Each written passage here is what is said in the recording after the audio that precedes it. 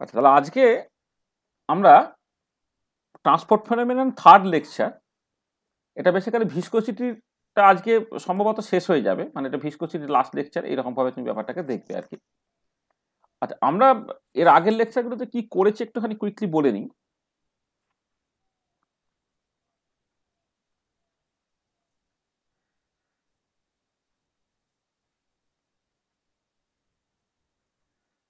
What we have discuss so far বা transport phenomenon related আমরা এখন পর্যন্ত কি পড়েছি।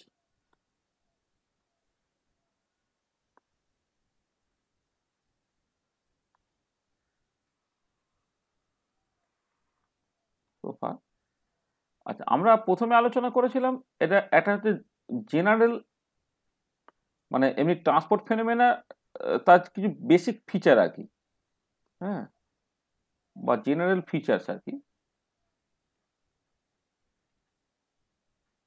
ফিচার্স অফ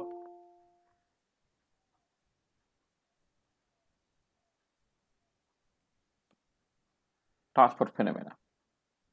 হ্যাঁ, এইটা আমরা আলোচনা করেছি, সেখান থেকে তোমার জেনারেল ল অফ ট্রান্সপোর্টটা এসেছিল।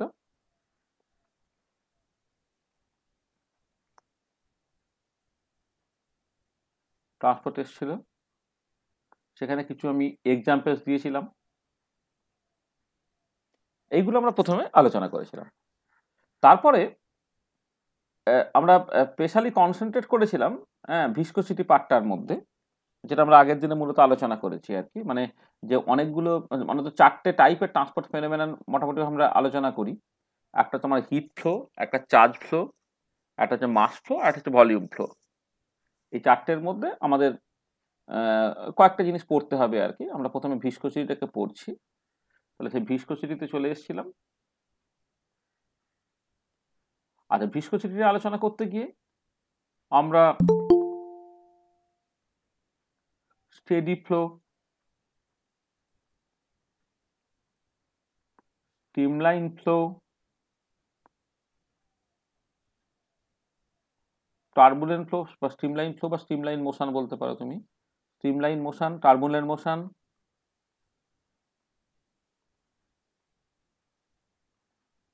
মোশন, টার্বুলেন্ট মোশন, এগুলো নিয়ে আলোচনা করা হয়েছে। আর তারপরে আমরা critical velocity,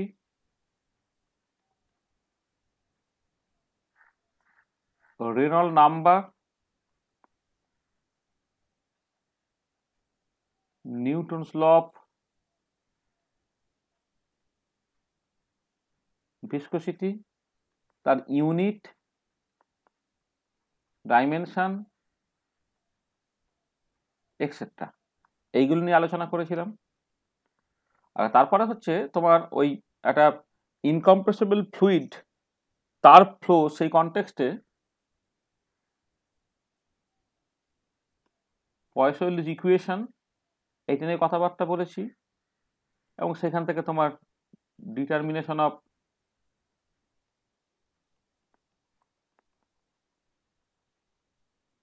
relative viscosity coefficient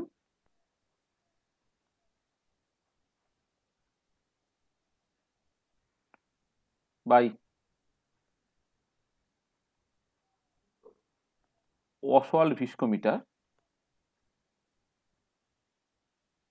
এটা নিয়ে কথাবার্তা হয়েছে। তাহলে এইগুলো মোটামুটি যে টপিকগুলো আমরা বেসিক্যালি কভার করেছি। আচ্ছা, আজকে আমি কি কভার করতে চাই,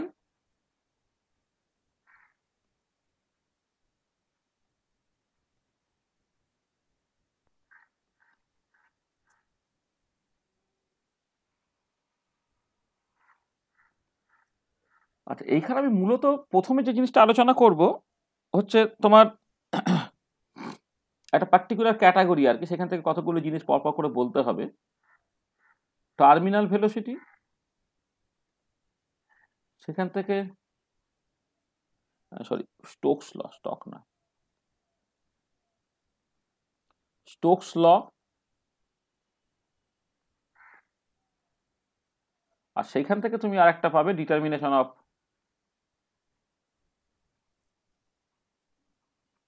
viscosity coefficient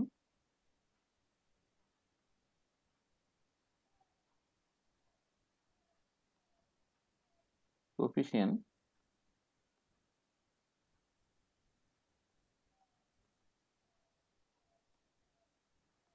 by falling sphere method।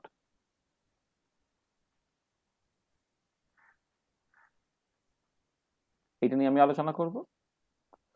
আচ্ছা, তারপরেই সঙ্গে সঙ্গে যেটা করব সেটা হচ্ছে temperature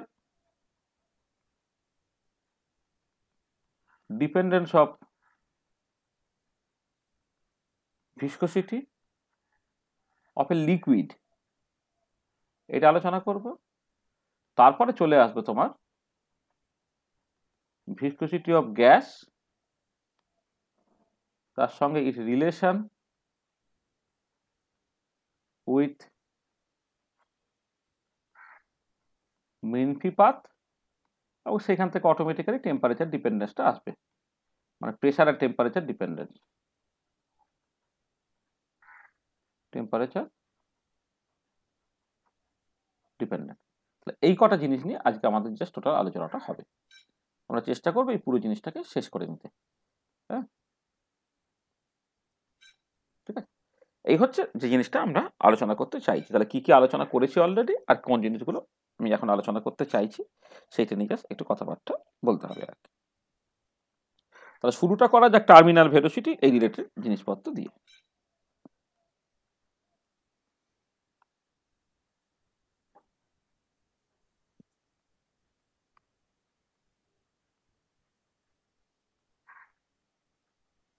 terminal velocity and Stokes ল।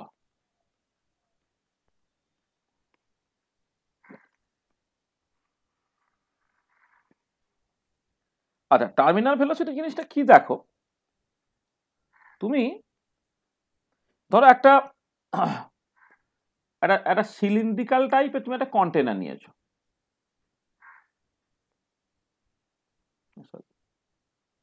মেখে গেল।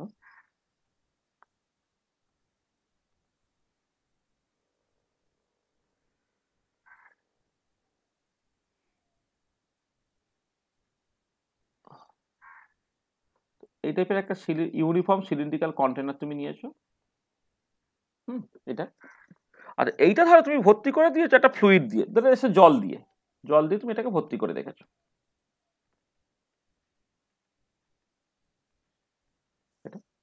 আচ্ছা, এবার একটা মেটালিক স্ফেরিক্যাল বল তুমি ধরো এখানে ফেলছো। আচ্ছা, ফেললে এটা দেখতে পাওয়া যায় যে প্রথম দিকে দেখা যায় যে এর ভেলোসিটিটা একটু বাড়ছে, মানে একটা অ্যাক্সিলারেশন নিয়ে নামছে, মানে অ্যাক্সিলারেশন একটা ডিউ টু গ্র্যাভিটি আছে বলে সে একটা অ্যাক্সিলারেশন নিয়ে নামছে। কিন্তু একটা সার্টেন ডিস্টেন্স আসার পরে ধরো এরকম একটা জায়গায় সে চলে এলো। এটা একটা পার্টিকুলার, এই পার্টিকুলার পয়েন্টটার একটা ধরো নাম তুমি দিয়ে দাও। ধরো কি নাম দেবে, এটা একটা এই x1 পয়েন্ট ধরো তুমি ধরলে। হ্যাঁ, তাহলে একটা পার্টিকুলার পয়েন্ট আসার পরে তুমি যেটা দেখতে পাবে যে এর ভেলোসিটিটা না কনস্ট্যান্ট হয়ে গেছে। তাহলে এবারে ভেলোসিটি কনস্ট্যান্ট কখন হয়ে যায়? নিউটন ফার্স্ট ল অনুযায়ী, যখন বাইরে থেকে কোনো আনব্যালেন্স ফোর্স কাজ করে না। তাহলে আনব্যালেন্স ফোর্স কাজ করে না তখন যে এই মানে স্ফেরিক্যাল মেটালিক বলটা পড়ছে, সেই পড়াটাকে বলবো ফ্রি ফলিং। তাহলে দেখো সেটা কি বলছি না, এরকম একটা সিলিন্ড্রিক্যাল কন্টেনার আছে, সেটা ফিল্ড উইথ এ লিকুইড। এবার তুমি যেটা করছো যে উপর থেকে কোনো একটা মেটালিক স্ফেরিক্যাল বল তুমি হয়তো ফেলছো। প্রথম দিকে দেখা যাবে তার ভেলোসিটিটা বাড়ছে, একটা সার্টেন ডিস্টেন্স চলে আসার পরে তারপরে যে ফলটা হচ্ছে সেটা ফ্রি ফলিং। কারণ তুমি দেখতে পাচ্ছ তখন তার ভেলোসিটিটা কনস্ট্যান্ট হয়ে যাচ্ছে। আর ভেলোসিটি কনস্ট্যান্ট কখন হয় না, যখন তোমার কোনো বাইর হইতে মানে আছে না নিউটনের প্রথম সূত্রতে, বাইর হইতে প্রযুক্ত বল দ্বারা অবস্থার পরিবর্তনে বাধ্য না হলে স্থির বস্তু স্থির থাকে, আর গতিশীল বস্তু সমবেগে সরলরেখা বরাবর চলতে থাকে। যেহেতু একটা গতিশীল বস্তু ছিল, তার ভেলোসিটিটা কনস্ট্যান্ট হয়ে গেল, অর্থাৎ কোনো অ্যাক্সিলারেশন রইল না। ঠিক আছে, তাহলে এই যে ভেলোসিটিটা যখন কনস্ট্যান্ট হয়ে গেল, সেই যে ভেলোসিটিটা তাকে বলা হবে তোমার টার্মিনাল ভেলোসিটি। ঠিক আছে, তাহলে কি হলো, যেটা কথা হচ্ছে যে when a metallic spherical ball is allowed to fall freely, মানে হচ্ছে নো আনব্যালেন্স ফোর্স। হ্যাঁ, freely through a fluid, then its velocity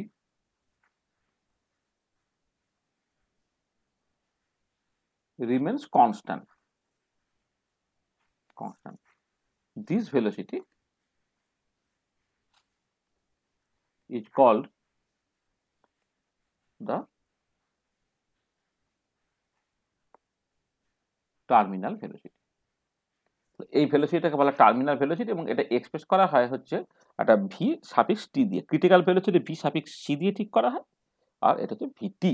এটা আচ্ছা, এবার একটা জিনিস বোঝার চেষ্টা করো। সেটা কথা হচ্ছে যে যখন একটা মেটালিক স্ফেরিক্যাল বল উপর থেকে নিচের দিকে নামছে বলে তোমার মনে হচ্ছে, তাহলে যদি এমন হয়ে যায় তোমার রো এসটা হচ্ছে তোমার density of the metallic spherical ball,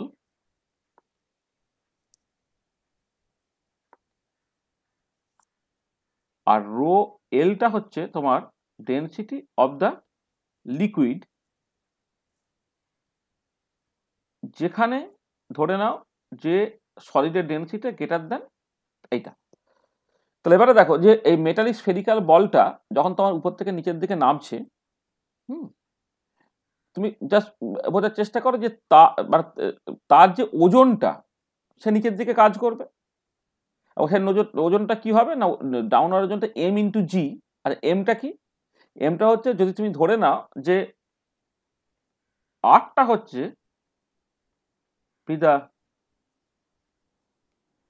the radius of the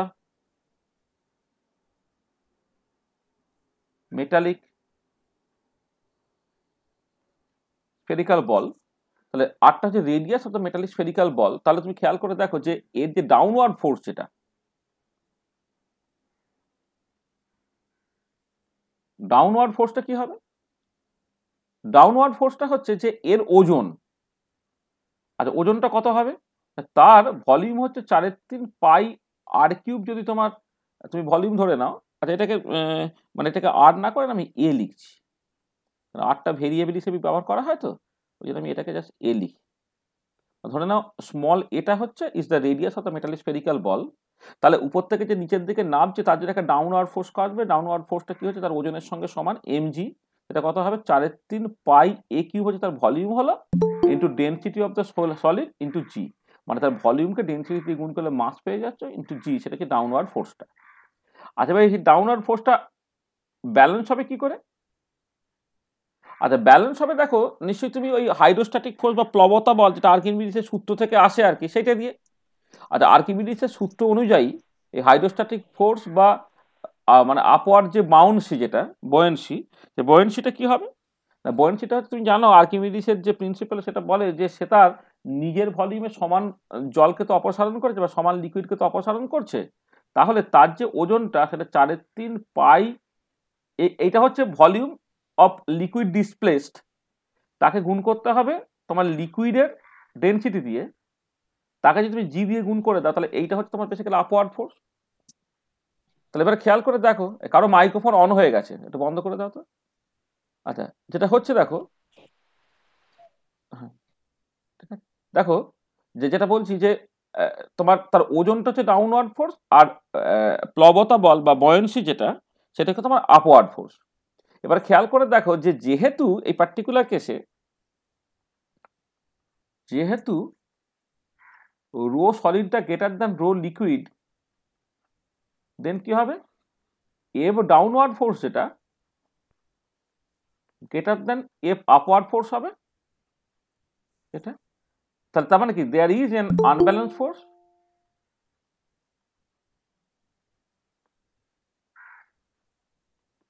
there is an unbalance force, এবং তার জন্য কি হবে? There should be an acceleration. যদি তোমার আনব্যালেন্স ফোর্স থাকে তাহলে কিন্তু একটা অ্যাক্সিলারেশন তোমার থাকার কথা। তাহলে বোঝার চেষ্টা করো যে নর্মাল তোমার যে এক্সপিরিয়েন্স, তা অনুযায়ী যেটা তুমি ছোটবেলায় শিখেছো আর কি, তাতে তুমি দেখেছো যে তোমার যখন কোনো একটা বলকে ধরো তুমি আংশিক বা পূর্ণভাবে তুমি নিমজ্জিত করছো বা ডোবাচ্ছ, সে তার ভলিউমে সমান ভলিউমের জলকে অপসারণ করবে এবং বা লিকুইডকে অপসারণ করবে এবং সেই লিকুইডের ওজনটাই হচ্ছে তার বায়ান্সি বা প্লবতা বলের সঙ্গে সমান হচ্ছে। সেই লজিক অনুযায়ী হচ্ছে যখন একটা মেটালিক স্ফেরিক্যাল বল যার ডেনসিটিটা যে লিকুইডের থেকে বেশি সেটাকে তুমি জাস্ট ফেলতে দেবে, তখন তোমার ডাউনওয়ার্ড ফোর্সটা সাডেনলি বেশি হবে দ্যান দ্য আপওয়ার্ড ফোর্স, কারণ এই মেটালিক স্ফেরিক্যাল বল তার ডেনসিটিটা বেশি দ্যান দ্য লিকুইড। ঠিক আছে? তো তা যদি হয় তাহলে তুমি একটা নেট ডাউনওয়ার্ড ফোর্স তোমার থাকার কথা এবং সেই মতো করে তোমার অ্যাক্সিলারেশন থাকার কথা। এবারে কথাটা হচ্ছে তাহলে তার মানে এটা পরিষ্কার বোঝা যাচ্ছে যে এই আপওয়ার্ড ফোর্সটা মানে এই যে ডাউনওয়ার্ড ফোর্সটা বেশি হয়ে গেছে আপওয়ার্ড ফোর্স, তাহলে এইটা হলে কিন্তু ফ্রি ফলিংটা হবে না। কিন্তু এক্সপেরিমেন্ট কি বলছে? এক্সপেরিমেন্ট বলছে ফ্রি ফলিংটা হচ্ছে, একটা সময়ের পর তার ভেলোসিটিটা কনস্ট্যান্ট হয়ে যাচ্ছে, অর্থাৎ টার্মিনাল ভেলোসিটি অ্যাটেন্ড করছে, তার মানে কোনো আনব্যালেন্স ফোর্স নেই। তার মানে কি দাঁড়াচ্ছে, like but experiment shows that there is no unbalanced force and hence velocity becomes constant। এই যে ভেলোসিটি কনস্ট্যান্ট হয়ে গেল, কোনো অ্যাক্সিলারেশন রইল না। অ্যাক্সিলারেশন থাকলে নিউটনের সেকেন্ড ল থেকে হচ্ছে তোমার force equal to mass into acceleration, তাহলে আনব্যালেন্স ফোর্স থাকলে তাহলে কিন্তু একটা অ্যাক্সিলারেশন থাকবে, তখন কিন্তু ভেলোসিটি কনস্ট্যান্ট হবে না, ভেলোসিটিটা কিন্তু তোমার কন্টিনিউয়াসলি বাড়ার কথা। কারণ ডাউনওয়ার্ড ফোর্সটা যেহেতু বেশি আছে দেন দ্য আপওয়ার্ড ফোর্স। কিন্তু এখানে তুমি দেখতে পাচ্ছ কি কোনো আনব্যালেন্স ফোর্স নেই, সেটা তুমি বুঝলে কি করে? কারণ ভেলোসিটি তোমার কনস্ট্যান্ট হয়ে গেছে এবং সেটাকে তোমার টার্মিনাল ভেলোসিটি। তাহলে এই পার্টটা তুমি এক্সপ্লেন করবে কি করে? তাহলে এই পার্টটাকে এক্সপ্লেন করার জন্য যেটা তোমাকে ভাবতে হবে যে নিশ্চয়ই আর একটা ফোর্স থাকবে, যে ফোর্সটা এই যে ডাউনওয়ার্ড ফোর্সটা বেশ আপওয়ার্ড ফোর্সটা কিছুটা কম হচ্ছে, সেই আপওয়ার্ড ফোর্সের সঙ্গে জাস্ট অ্যাডেড হয়ে যাবে, অ্যাডেড হয়ে গিয়ে ডাউনওয়ার্ড ফোর্সের সঙ্গে সেটা সমান হয়ে যাবে। তো সেটাই হচ্ছে কি there must be an additional force that can there must be an additional upward force, there must be some additional upward force that can balance the downward force, এটা আর this additional force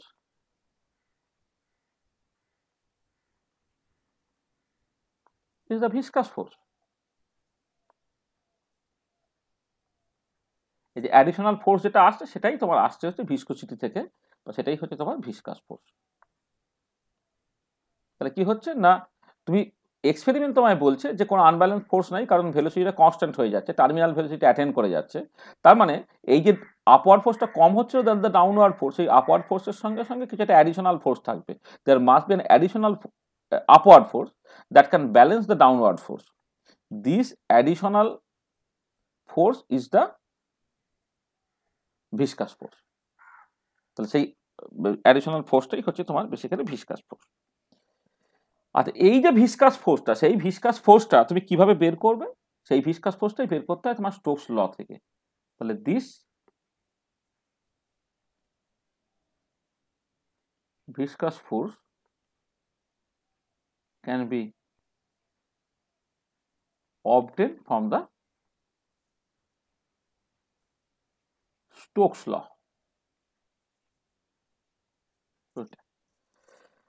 তাহলে এই additional ফোর্সটা হচ্ছে তোমার Stokes ল থেকে আসবে। আচ্ছা, ব্যাপারটা কি রকম? তো তুমি জাস্ট একটু বোঝার চেষ্টা করো, এই স্টোকস লটাকে আমি ডাইমেনশনাল অ্যানালিসিস করে স্টোকস লটাকে বের করবো আর কি। তাহলে আমি যেটা যেটা করবো যে derivation of Stokes law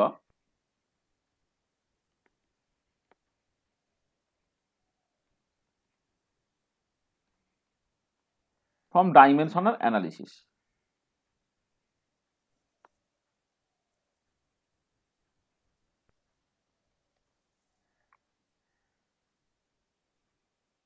derivation of Stokes law from dimensional analysis.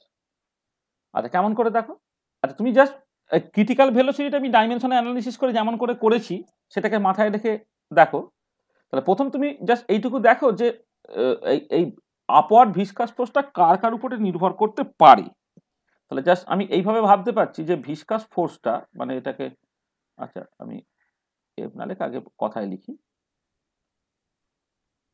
এটা হচ্ছে viscous force A viscous may depend on, আচ্ছা 1 নম্বর দেখো, 1 নম্বর হচ্ছে যে এটা যেহেতু একটা some kind of frictional force, আর ফ্রিকশনাল ফোর্সটা কিন্তু ভেলোসিটির সঙ্গে ডিরেক্টলি প্রপোর্শনাল হয়। এটা পরিষ্কার ব্যাপার। মানে এটা যেটা কথা যে এই যে মে ডিপেন্ড অন, হ্যাঁ, এটা কার উপর ডিপেন্ড করে আমি বলবো। তার আগে একটা জিনিস আমার অবভিয়াস হয়ে যেতে হবে, সেটা হচ্ছে এই যে যেহেতু ভিসকাস ফোর্সটা some kind of frictional force, frictional force হচ্ছে ভেলোসিটির সঙ্গে ডিরেক্টলি প্রপোর্শনাল। তাহলে এইটা হচ্ছে প্রথম যে জিনিসটা, এটা হচ্ছে directly proportional to terminal velocity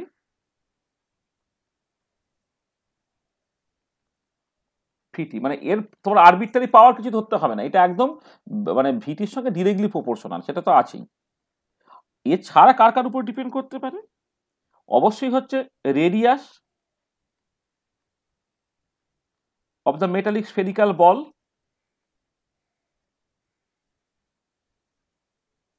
সেটাকে ধরো স্মল আর, আচ্ছা এ দিয়ে লিখছি, এ মেটালিক স্ফেরিক্যাল বল, সেটাকে স্মল এ দিয়ে এক্সপ্রেস করা হচ্ছে, তার উপরে এটা ডিপেন্ড করতে পারে। আর আমি বলছি না যে একদম ডিপেন্ড করবেই, কিন্তু তোমার জাস্ট যে ফ্যাক্টগুলোকে বললাম সেই ফ্যাক্টের উপরে বেশ করে তুমি জাস্ট নিজে নিজে একটু গেস করার চেষ্টা করো যে কার কার উপর ডিপেন্ড করতে পারে। তার একটা আরবিট্রারি পাওয়ার আমি লিখবো, যদি সত্যি সত্যি ডিপেন্ড না করে তার পাওয়ারটা জিরো হয়ে যাবে, কোনো অসুবিধা কিছু নেই। আচ্ছা অবশ্যই হচ্ছে যেহেতু এটা ভিসকাস ফোর্স, তাহলে লিকুইডের যে ভিসকোসিটি কোএফিসিয়েন্ট তার উপর অবশ্যই ডিপেন্ড করবে। Viscosity coefficient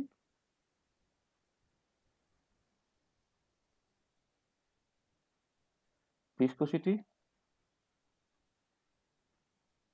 coefficient of the liquid, লিকুইডের ভিসকোসিটি কোএফিসিয়েন্ট উপর ডিপেন্ড করবে, এটা খুব এক্সপেক্টেড। আচ্ছা 4 নম্বর যেটা নির্ভর করতে পারে সেটা হচ্ছে ডেনসিটি অফ দ্য ফ্লুইড, তার উপরে নির্ভর করতে পারে।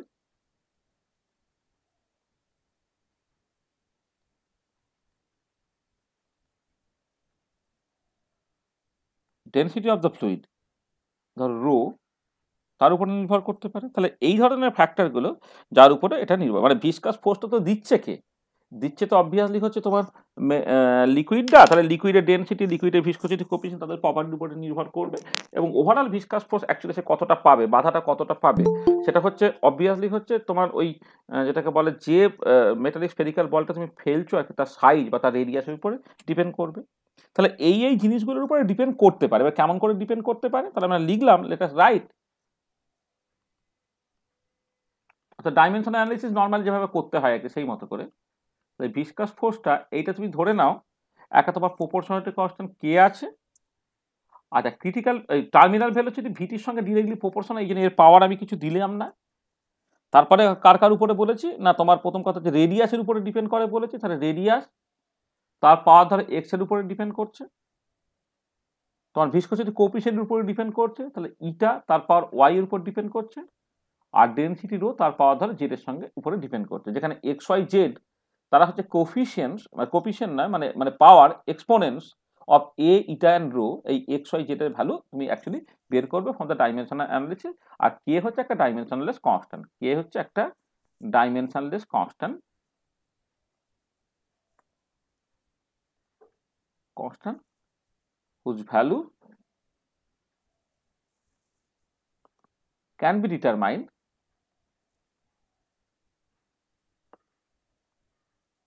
from the experiment or from other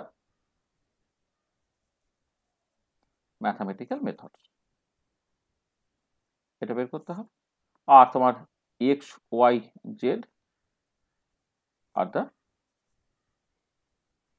exponents of a, eta and rho respectively, এবং এদের ভ্যালুগুলি তুমি অ্যাকচুয়ালি ডাইমেনশনাল অ্যানালিসিস করে বের করবে। respectively whose values can be determined from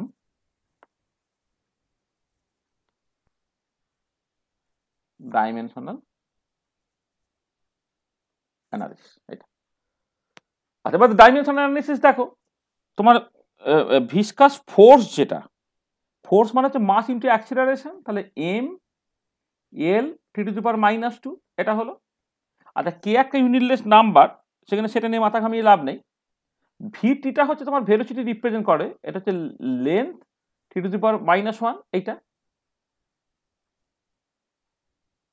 আচ্ছা, এটা হচ্ছে তোমার এটা হচ্ছে রেডিয়াস, রেডিয়াস তো অবশ্যই লেন্থ হবে, তার পাওয়ার হচ্ছে তোমার এক্স। আচ্ছা, ইটা তুমি জানো M L to the power -1 T to the power -1, আমি নিউটনস ল থেকে আগের দিন দেখিয়েছি যে এর অ্যাকচুয়ালি এটা কেমন করে আসে, মানে এর করসপন্ডিং ডাইমেনশনটা কেমন করে আসে, M L to the power -1 T to the power -1 এইটা। আর তোমার রো, যেটা রোটা হচ্ছে তোমার ডেনসিটি, আর ডেনসিটিটা হচ্ছে মানে মানে মাস পার ইউনিট ভলিউম, তাহলে এম এল টু দি পাওয়ার -3 তার পাওয়ার হয়ে যাচ্ছে তোমার জেড এইটা। তাহলে এখান থেকে দেখো এম এর পাওয়ার অ্যাজ এ হোল কত হলো, তোমার ওয়াই প্লাস জেড হলো। এল এর পাওয়ার হলো কত, 1 আছে, প্লাস এক্স আছে, মাইনাস ওয়াই আছে, -3z আছে এইটা। আর টি এর পাওয়ার কত আছে, টি এর পাওয়ার হচ্ছে তোমার বেসিক্যালি এদিকে হচ্ছে -1, এদিকে হচ্ছে ওয়াই, এইটা -1 ওয়াই এইটা। তাহলে কম্পেয়ার করো, কম্পেয়ারিং বোথ সাইডস, কি দেখতে পাচ্ছ তুমি, ওয়াই প্লাস জেড যেটা, সেটা তোমার 1 হয়ে যাবে, 1 plus x minus Y -3z এইটা তোমার হয়ে যাচ্ছে 1, আর -1 ওয়াই সেটা হয়ে যাচ্ছে তোমার -2 এইটা। ঠিক আছে, তাহলে এই হচ্ছে তোমার তিনটে ইকুয়েশনস পেলে, এটা ধরো একটা 1 নম্বর ইকুয়েশন, এটা ধরো তোমার 2 নম্বর ইকুয়েশন, এটাকে তোমার 3 নম্বর ইকুয়েশন এটা। তা তিনটে ইকুয়েশন থেকে তিনটা আননোন তুমি ইজিলি বের করে ফেলতে পারবে। তুমি দেখো এই প্রথমটাতে, এই লাস্টেরটা থেকে তুমি পরিষ্কার বুঝতে পারছো, ওয়াই ইকুয়াল টু এটা এদিকে চলে গেলে 1 হয়ে গেল, আর এটা তুমি এখানে বসিয়ে দাও, ওয়াই যদি 1 হয়ে যায় তাহলে কি করলাম, তোমার হ্যাঁ এটা তো ওয়াই, এটা এদিকে চলে এলো, তাহলে ওয়াই ইকুয়াল টু 1 হয়ে গেল। ঠিক আছে, তো ওয়াই ইকুয়াল টু যদি 1 হয়ে যায়, দাঁড়া কি হলো বলো তো, এম এর পাওয়ার হচ্ছে তোমার এইটা, না ওয়াইটা হচ্ছে 0 হচ্ছে, না ওয়াইটা 0 নয়, এক সেকেন্ড, ওয়াই এটা হ্যাঁ ওয়াই তো 1, ঠিক আছে, জেডটা 1 আর জেডটা 0, সরি হ্যাঁ জেডটা 0 হচ্ছে, এটাও 1 বের হচ্ছে, আর এক্স ও 1 আর জেডটা 0, এক্সটা 1 বের হচ্ছে, ঠিকই বলেছো, ওয়াইটা 1 হচ্ছে, জেডটা 0 বের হচ্ছে, আর এক্সটা হচ্ছে 1 বের হচ্ছে। তাহলে হেন্স কি হলো, হেন্স দেখো এই যে ভিসকাস ফোর্সটা, এটা হয়ে যাচ্ছে কে ইন্টু ভিটি ইন্টু তোমার এর পাওয়ার হচ্ছে এক্স, তাহলে এটা আছে, আর ইটার পাওয়ার হচ্ছে তোমার ওয়াই, ইটাটা আছে, আর রো এর পাওয়ার হচ্ছে তোমার বেসিক্যালি 0, তাহলে রো এর উপরে ডিপেন্ডেন্স কিছু নেই তোমার। ঠিক আছে, এটা তাহলে ভিসকাস ফোর্সটা এইটা হয়ে গেল। আর এবারে এক্সপেরিমেন্ট থেকে কেটা বেরোয় হচ্ছে 6 পাই, তাহলে এক্সপেরিমেন্ট শোজ কেটা, কে এর ভ্যালুটা না 6 পাই বেরোয় এটা, তাহলে দেয়ারফর ভিসকাস ফোর্সটা কত বেরোলো তাহলে, F equal two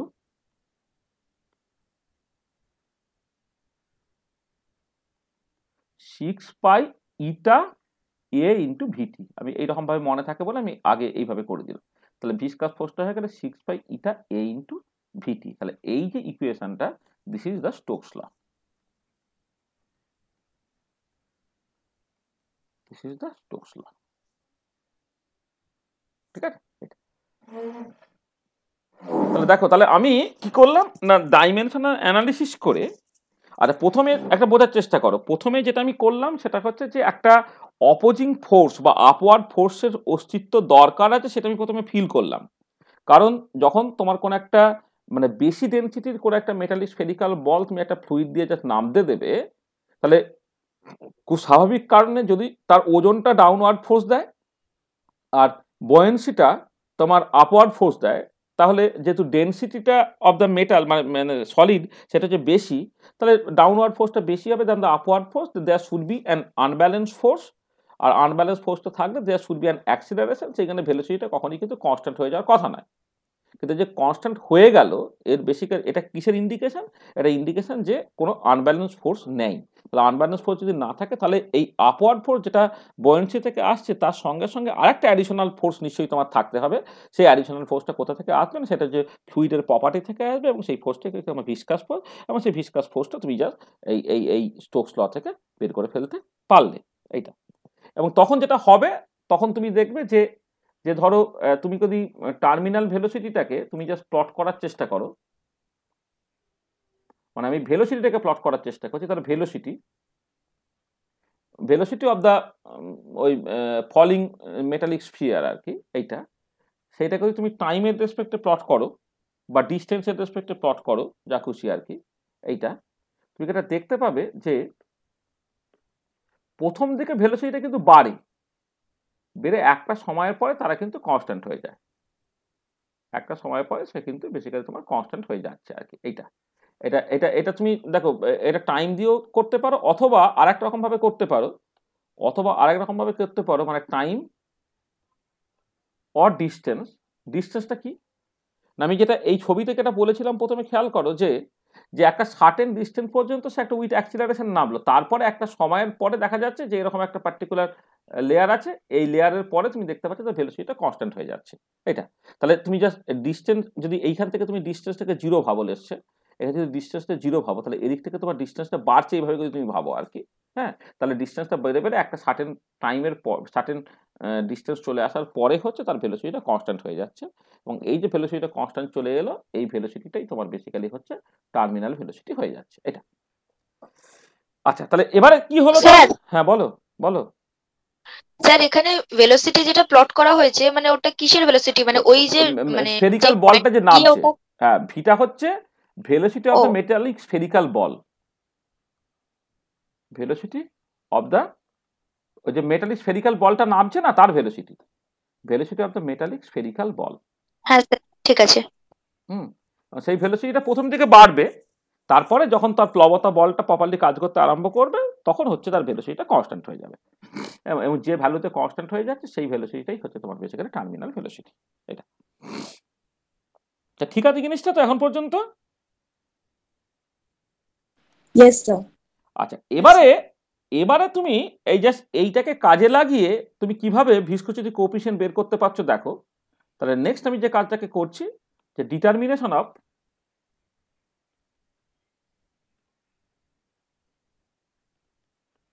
viscosity coefficient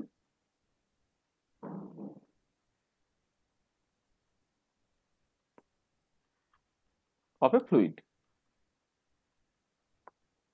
by এই যে মেথডটাকে বলে ফলিং স্ফিয়ার মেথড। আগেরটা ছিল অসওয়াল ভিস্কোমিটার দিয়ে, এটা হচ্ছে বাই ফলিং স্ফিয়ার মেথড।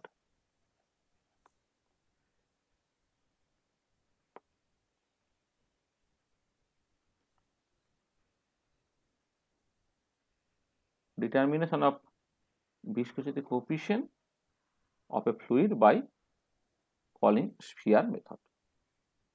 ঠিক আছে, আচ্ছা দেখো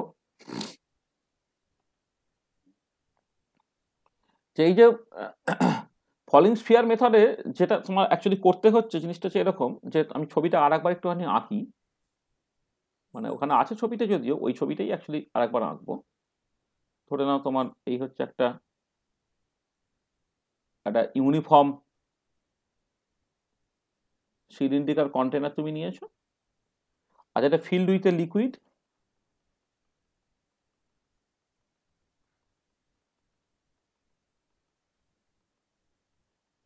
আচ্ছা একটা মেটালিক স্ফেরিক্যাল বল তুমি ফেলছো। আচ্ছা আমি ধরে নিচ্ছি দুটো পয়েন্ট, জাস্ট এটা x1 পয়েন্ট ধরে না, এটা ধরে না তোমার x2 পয়েন্ট। আচ্ছা এইটুকু সময়ের মধ্যে তুমি ধরে না ভেলোসিটিটা কনস্ট্যান্ট আছে, মানে x1 থেকে x2 এই দুটো লেন্থের মধ্যে তোমার ধরে না ভেলোসিটিটা তোমার কনস্ট্যান্ট আছে। ঠিক আছে, আচ্ছা এবারে দেখো যে এই যে x1 থেকে x2, x1 থেকে x2 এই লেন্থটা যদি ফর দ্য টাইমিং ধরে না তোমার এল, এটা বা ডিস্টেন্স যাই বলো না কেন, এটা যদি তোমার এল হয় এইটা, তাহলে এই x1 x2 এই যে ডিস্টেন্স, সরি মানে এই লেন্থটা যদি তোমার এল হয়, এবারে তুমি কি করবে, তাহলে যেটা প্রথম যে কাজটা সেটা হচ্ছে এই যে তুমি এক কাজ করো, এই মেটালিক স্ফেরিক্যাল বলটাকে আলতোভাবে ছেড়ে দাও। এবার তুমি পারপেন্ডিকুলারলি চোখ রাখো, যখন বলটা এই লাইনটাকে টাচ করলো তখন তুমি স্টপ ওয়াচ অন করো, আর এই লাইনটা যখন ক্রস করে চলে গেল তখন তুমি স্টপ ওয়াচ অফ করো। তাহলে একটা মেটালিক স্ফেরিক্যাল বল তুমি মানে জাস্ট আলতোভাবে ছেড়ে দিলে, করে তুমি চোখ রাখো পারপেন্ডিকুলারলি এখানে, যখন এই সোজা এলো তখন তুমি স্টপ ওয়াচ অন করো, যখন এইখানে এলে তুমি স্টপ ওয়াচ অফ করো। তাহলে মানে time taken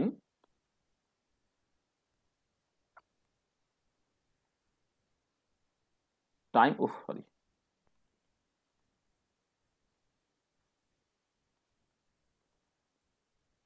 time taken to travel the distance L with a constant velocity, যেটা বেসিক্যালি টার্মিনাল ভেলোসিটি। আমি বললাম let time taken to travel the distance L with a constant velocity মানে এখানে ভিটি আর কি, is ধরে নাও তোমার টি, যে টাইমটা লেগেছে সেটা হচ্ছে টি। তাহলে দেন টার্মিনাল ভেলোসিটি তাহলে কি হবে? টার্মিনাল ভেলোসিটি এই ভিটিটা সেটা পরিষ্কার কি, এল কে টি দিয়ে ভাগ করলে তুমি পেয়ে যাবে। টার্মিনাল ভেলোসিটি তুমি তাহলে প্রথমে বের করতে হবে। টার্মিনাল ভেলোসিটি বের করলে কি, টার্মিনাল ভেলোসিটি লাগবে আর কি। টার্মিনাল ভেলোসিটি বের করলে তুমি কি করে, তুমি যেটা করলে যে একটা সিলিন্ড্রিক্যাল কন্টেনারের মধ্যে কোনো একটা ফ্লুইড আছে, তুমি মেটালিক স্ফেরিক্যাল বলটা তুমি জাস্ট ছেড়ে দিলে, ছেড়ে দেওয়ার পর যখন এই ডিস্টেন্সে এলো স্টপ ওয়াচ অন করলে, যখন এই ডিস্টেন্সে চলে গেল তখন স্টপ ওয়াচ অফ করলে, তাহলে এই এল ডিস্টেন্সটা কভার করতে কতখানি টাইম লাগলো তুমি পেয়ে গেলে সেটা, এবং সেই লেন্থটাকে টাইম দিয়ে ভাগ করলে যে ভেলোসিটিটা পাবে সেটাই বেশি তোমার টার্মিনাল ভেলোসিটি। ঠিক আছে? আচ্ছা, এবারে কি হচ্ছে না, for the free falling condition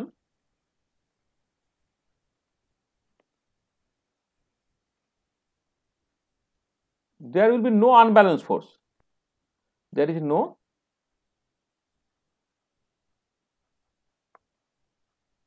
unbalanced force। তাহলে দেন তখন কি হবে, দেন হচ্ছে তোমার এই ফোর্সটা যেটা ডাউনওয়ার্ড ফোর্স আর ফোর্স যেটা আপওয়ার্ড ফোর্স, এই দুটো সমান হতে হবে। আচ্ছা, ডাউনওয়ার্ড ফোর্সের মধ্যে কে আছে না 4/3 pi R cube into density for the solid into acceleration due to gravity, তার ওজনটা বেসিক্যালি এইটা। আর আপওয়ার্ড ফোর্স একটা বয়েন্সি থাকবে, সেটা কি 4/3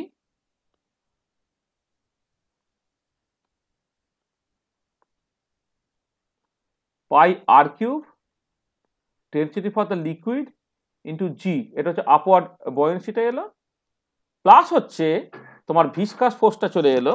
সেই ভিসকাস ফোর্সটা হচ্ছে 6 পাই ইটা এ ইন্টু ভিটি, এটা। ঠিক আছে? তাহলে দেখো, মানে আগে যেটা হলো এই দুটো ফোর্স, মানে প্রথমের ক্ষেত্রে বললাম এই দুটো সমান হতে পারে না, কারণ তুমি দেখতে পাচ্ছ যে একটা বেশি দেন আরেকটা। এই যে আপওয়ার্ড ফোর্স ডাউনওয়ার্ড ফোর্স, এখানে কিন্তু সলিডের ডেনসিটি বেশি করে দেন লিকুইডের ডেনসিটি, ডাউনওয়ার্ড ফোর্সটা বেশি করে দেন আপওয়ার্ড ফোর্স, সেগুলো কখনোই টার্মিনাল ভেলোসিটি অ্যাটেন্ড করতে পারতো না, কারণ একটা আনব্যালেন্স ফোর্স থেকে যাচ্ছে মানে একটা অ্যাক্সিলারেশন থেকে যেত।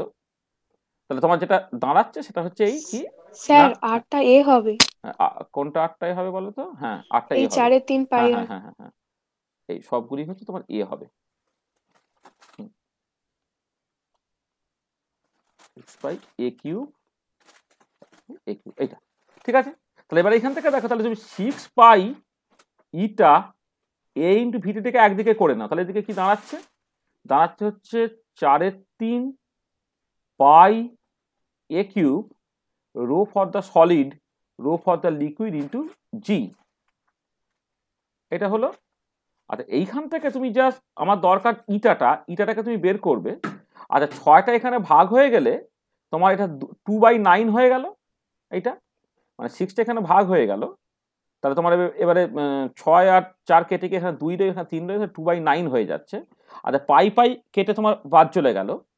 আচ্ছা, এ আর এ কিউব কেটে হচ্ছে এটা এ স্কোয়ার হয়ে গেল।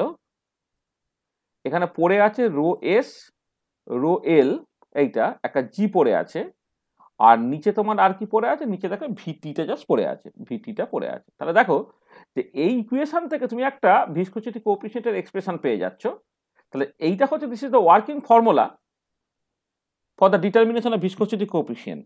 এইটা this is the working formula for the determination of viscosity coefficient. এইটা তাহলে এই ইকুয়েশনে বসিয়ে তুমি জাস্ট ভিসকোসিটি কোএফিসিয়েন্টটাকে বের করে ফেলতে পারবে। This is the working formula.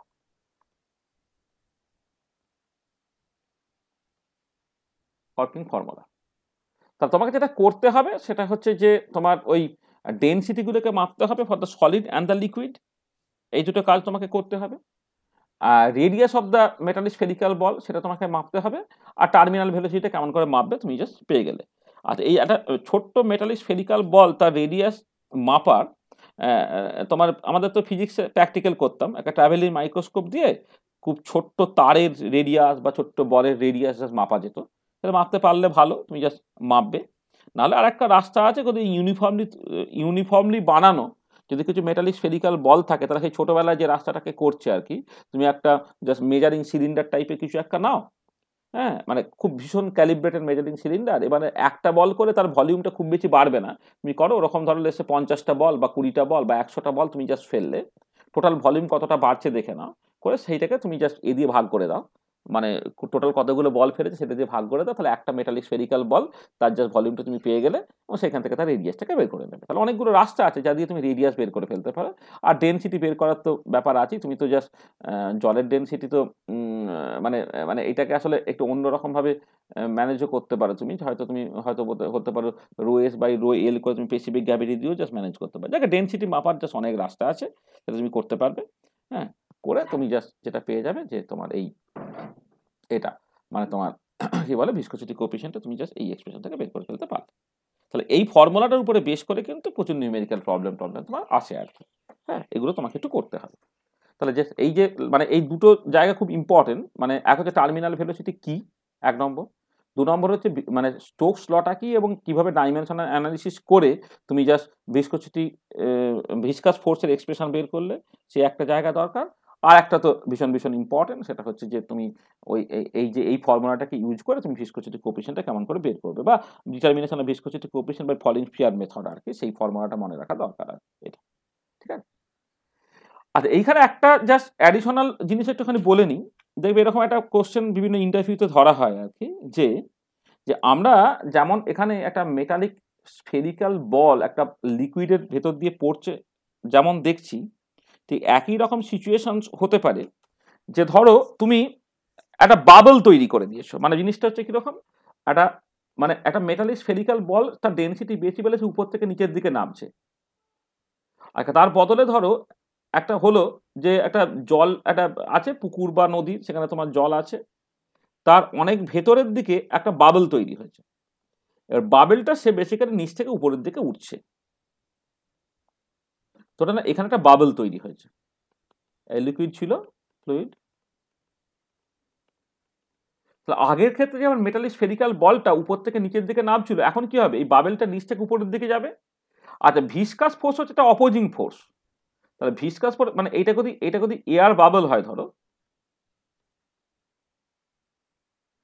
Air bubble, তাহলে এয়ার বাবল মানে কি হচ্ছে, তার তো ডেনসিটিটা কম।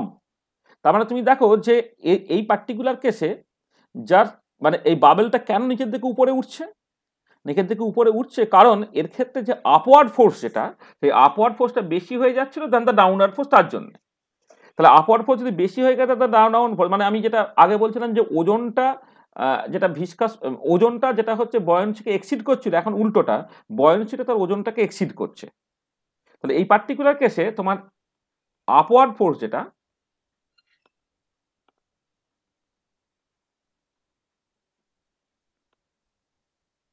এই পার্টিকুলার কেসে যে এফ আপওয়ার্ড আর এফ ডাউনওয়ার্ড যে তুমি যখন সমান করবে, আপওয়ার্ড ফোর্সটা আসছে পুরোটাই বয়েন্সি থেকে, 4/3 pi A cube rho for the liquid into G, এইটা। আর ডাউনওয়ার্ড ফোর্সটা তার ওজন, সেটা কি 4/3 pi A cube into rho for the air বা গ্যাস, যাই বলো গ্যাস, মানে এই জিটা হচ্ছে গ্যাস বা এয়ার এটা আর কি, এটা এলটা হচ্ছে লিকুইড রিপ্রেজেন্ট করছে, মানে জি এর সঙ্গে যেন একটা গুলিয়ে না যায়। আচ্ছা, আমি করি এটাকে লিকুইড এইভাবে লিখি, এটাকে গ্যাস এইভাবে লিখি, এইটা ইন্টু জি, এইটা হলো তার ওজন। এখন দেখো ভিসকাস ফোর্স হচ্ছে যেদিকে ফ্লো করে তার উল্টো দিকে কাজ করে। আগের ক্ষেত্রে মেটালিক স্ফেরিক্যাল বলটা উপর থেকে নিচের দিকে নামছিল বলে ভিসকাস ফোর্সটা নিচ থেকে উপরের দিকে যাচ্ছিল। এখন যেহেতু এয়ার বাবেলটা নিচ থেকে উপরের দিকে আসছে, তখন উপর থেকে নিচের দিকে তোমার অ্যাকচুয়ালি ভিসকাস ফোর্সটা কাজ করবে 6 ইটা এ ইন্টু ভিটি, এইটা তোমাকে সমান করতে হবে।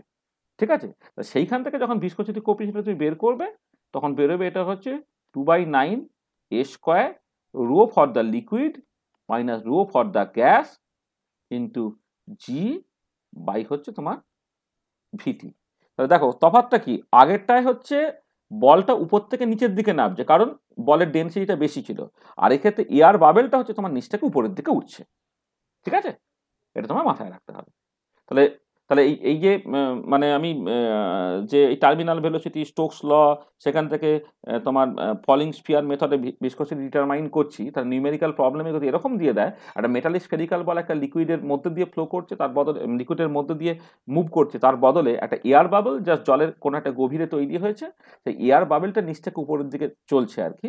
এই পার্টিকুলার কেসেও কিন্তু টার্মিনাল ভেলোসিটি অ্যাটেন্ড করবে এবং তখন যে করসপন্ডিং ওয়ার্কিং ফর্মুলাটা সেটা এরকম দাঁড়িয়ে যাবে এটা। আচ্ছা, এবারে এই যে টার্মিনাল ভেলোসিটির কনসেপ্টটা, সেইটা অ্যাকচুয়ালি এইরকম ভাইভা বা ইত্যাদিতে এরকম যে কোশ্চেন্স করে যে তোমার রেন ড্রপ, হ্যাঁ, falling of a raindrop, বৃষ্টির ফোঁটা আর কি, সরি,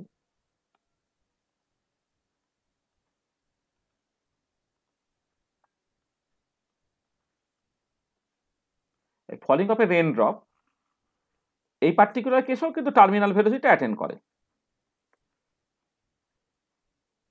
আচ্ছা, এখানে গল্পটা কি, এখানে ধরো অ্যাজিভ জানো তুমি মনে করো এই যে সিলিন্ড্রিক্যাল কন্টেনারটা, আগের ক্ষেত্রে কি ছিল, এই যে সিলিন্ড্রিক্যাল কন্টেনারটা এইটা ফিল হচ্ছে লিকুইড দিয়ে, এটা লিকুইড, আর এখানে এইটা ছিল তোমার সলিড, কিন্তু এটা যে মধ্যে দিয়ে যাচ্ছে সেটা কিন্তু তোমার লিকুইড এইটা। আর যখন তোমার একটা বৃষ্টির ফোঁটা যখন তোমার পড়ছে, তখন আছে তোমার এয়ার, মানে এই যে যার মধ্যে দিয়ে অ্যাকচুয়ালি বৃষ্টির ফোঁটাটা পড়ে, এটা তোমার বেসিক্যালি এয়ার থাকছে, এয়ার, পর আমি বলছি একটা গ্যাস আছে, এইখান থেকে একটা বৃষ্টির ফোঁটা আসে উপর থেকে নিচের দিকে নামছে, এখন এইটা হচ্ছে তোমার লিকুইড। এই পার্টিকুলার কেসেও তাই, তুমি দেখবে যে হয়তো মেঘ যেটা তৈরি হয়েছে বা বৃষ্টির ফোঁটাটা যেটা তৈরি হয়েছে, সেটা যদি 1 কিলোমিটার হাইট থেকে জাস্ট তৈরি হয়, তার ওজন ধরে লেসে তোমার একটুখানি মোটামুটি হবে 2 গ্রাম বা 1 গ্রামও যদি হয়, হ্যাঁ, এবারে সেইটা যখন অ্যাক্সিলারেশন ডিউ টু গ্র্যাভিটি এসে তোমার নিচে মাথায় পড়বে, তখন তার সঙ্গে অ্যাসোসিয়েটেড যে মোমেন্টাম হবে, সেই মোমেন্টামে তোমার মাথা ফেটে যাওয়ার কথা, কিন্তু সেটা ফাটছে না।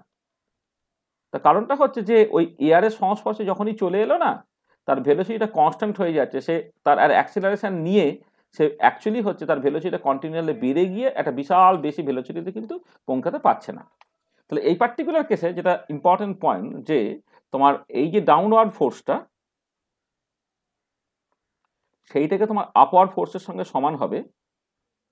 ডাউনওয়ার্ড ফোর্সটা 4/3 পাই, বৃষ্টির ফোঁটা রেডিয়াস যদি তোমার এ হয় 4/3 পাই আর কিউব, তোমার density for the liquid into G, এটা হচ্ছে ডাউনওয়ার্ড ফোর্স।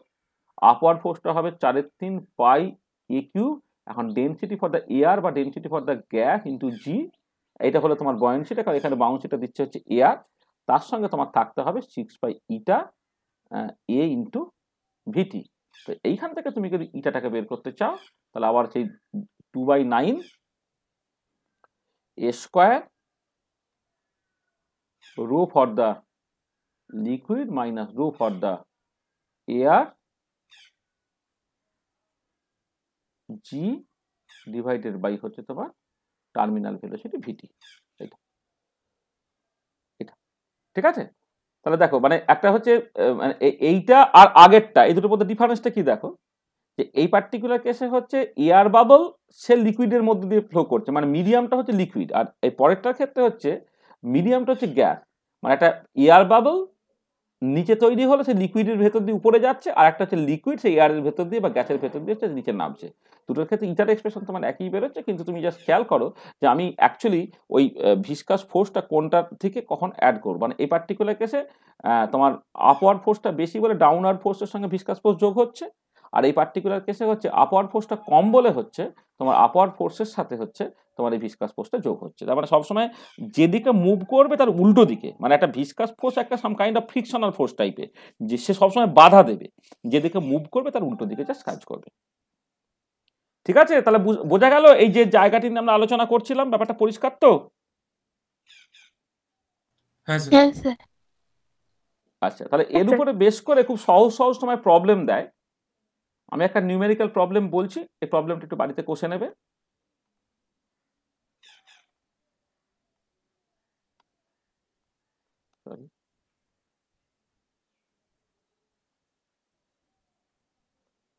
তো বললাম ধরো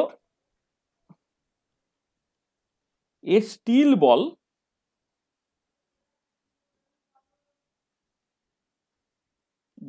of diameter 4 millimeter and density 7.9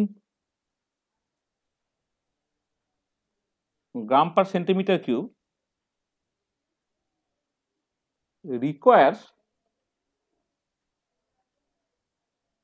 55 seconds to fall through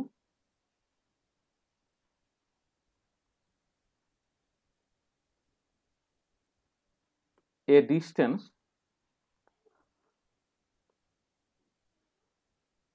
1 meter through a liquid of density 1.1 gram centimeter to the power minus 3. Calculate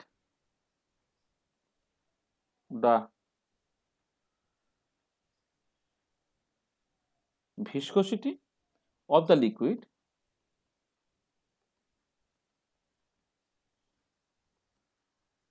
in poise.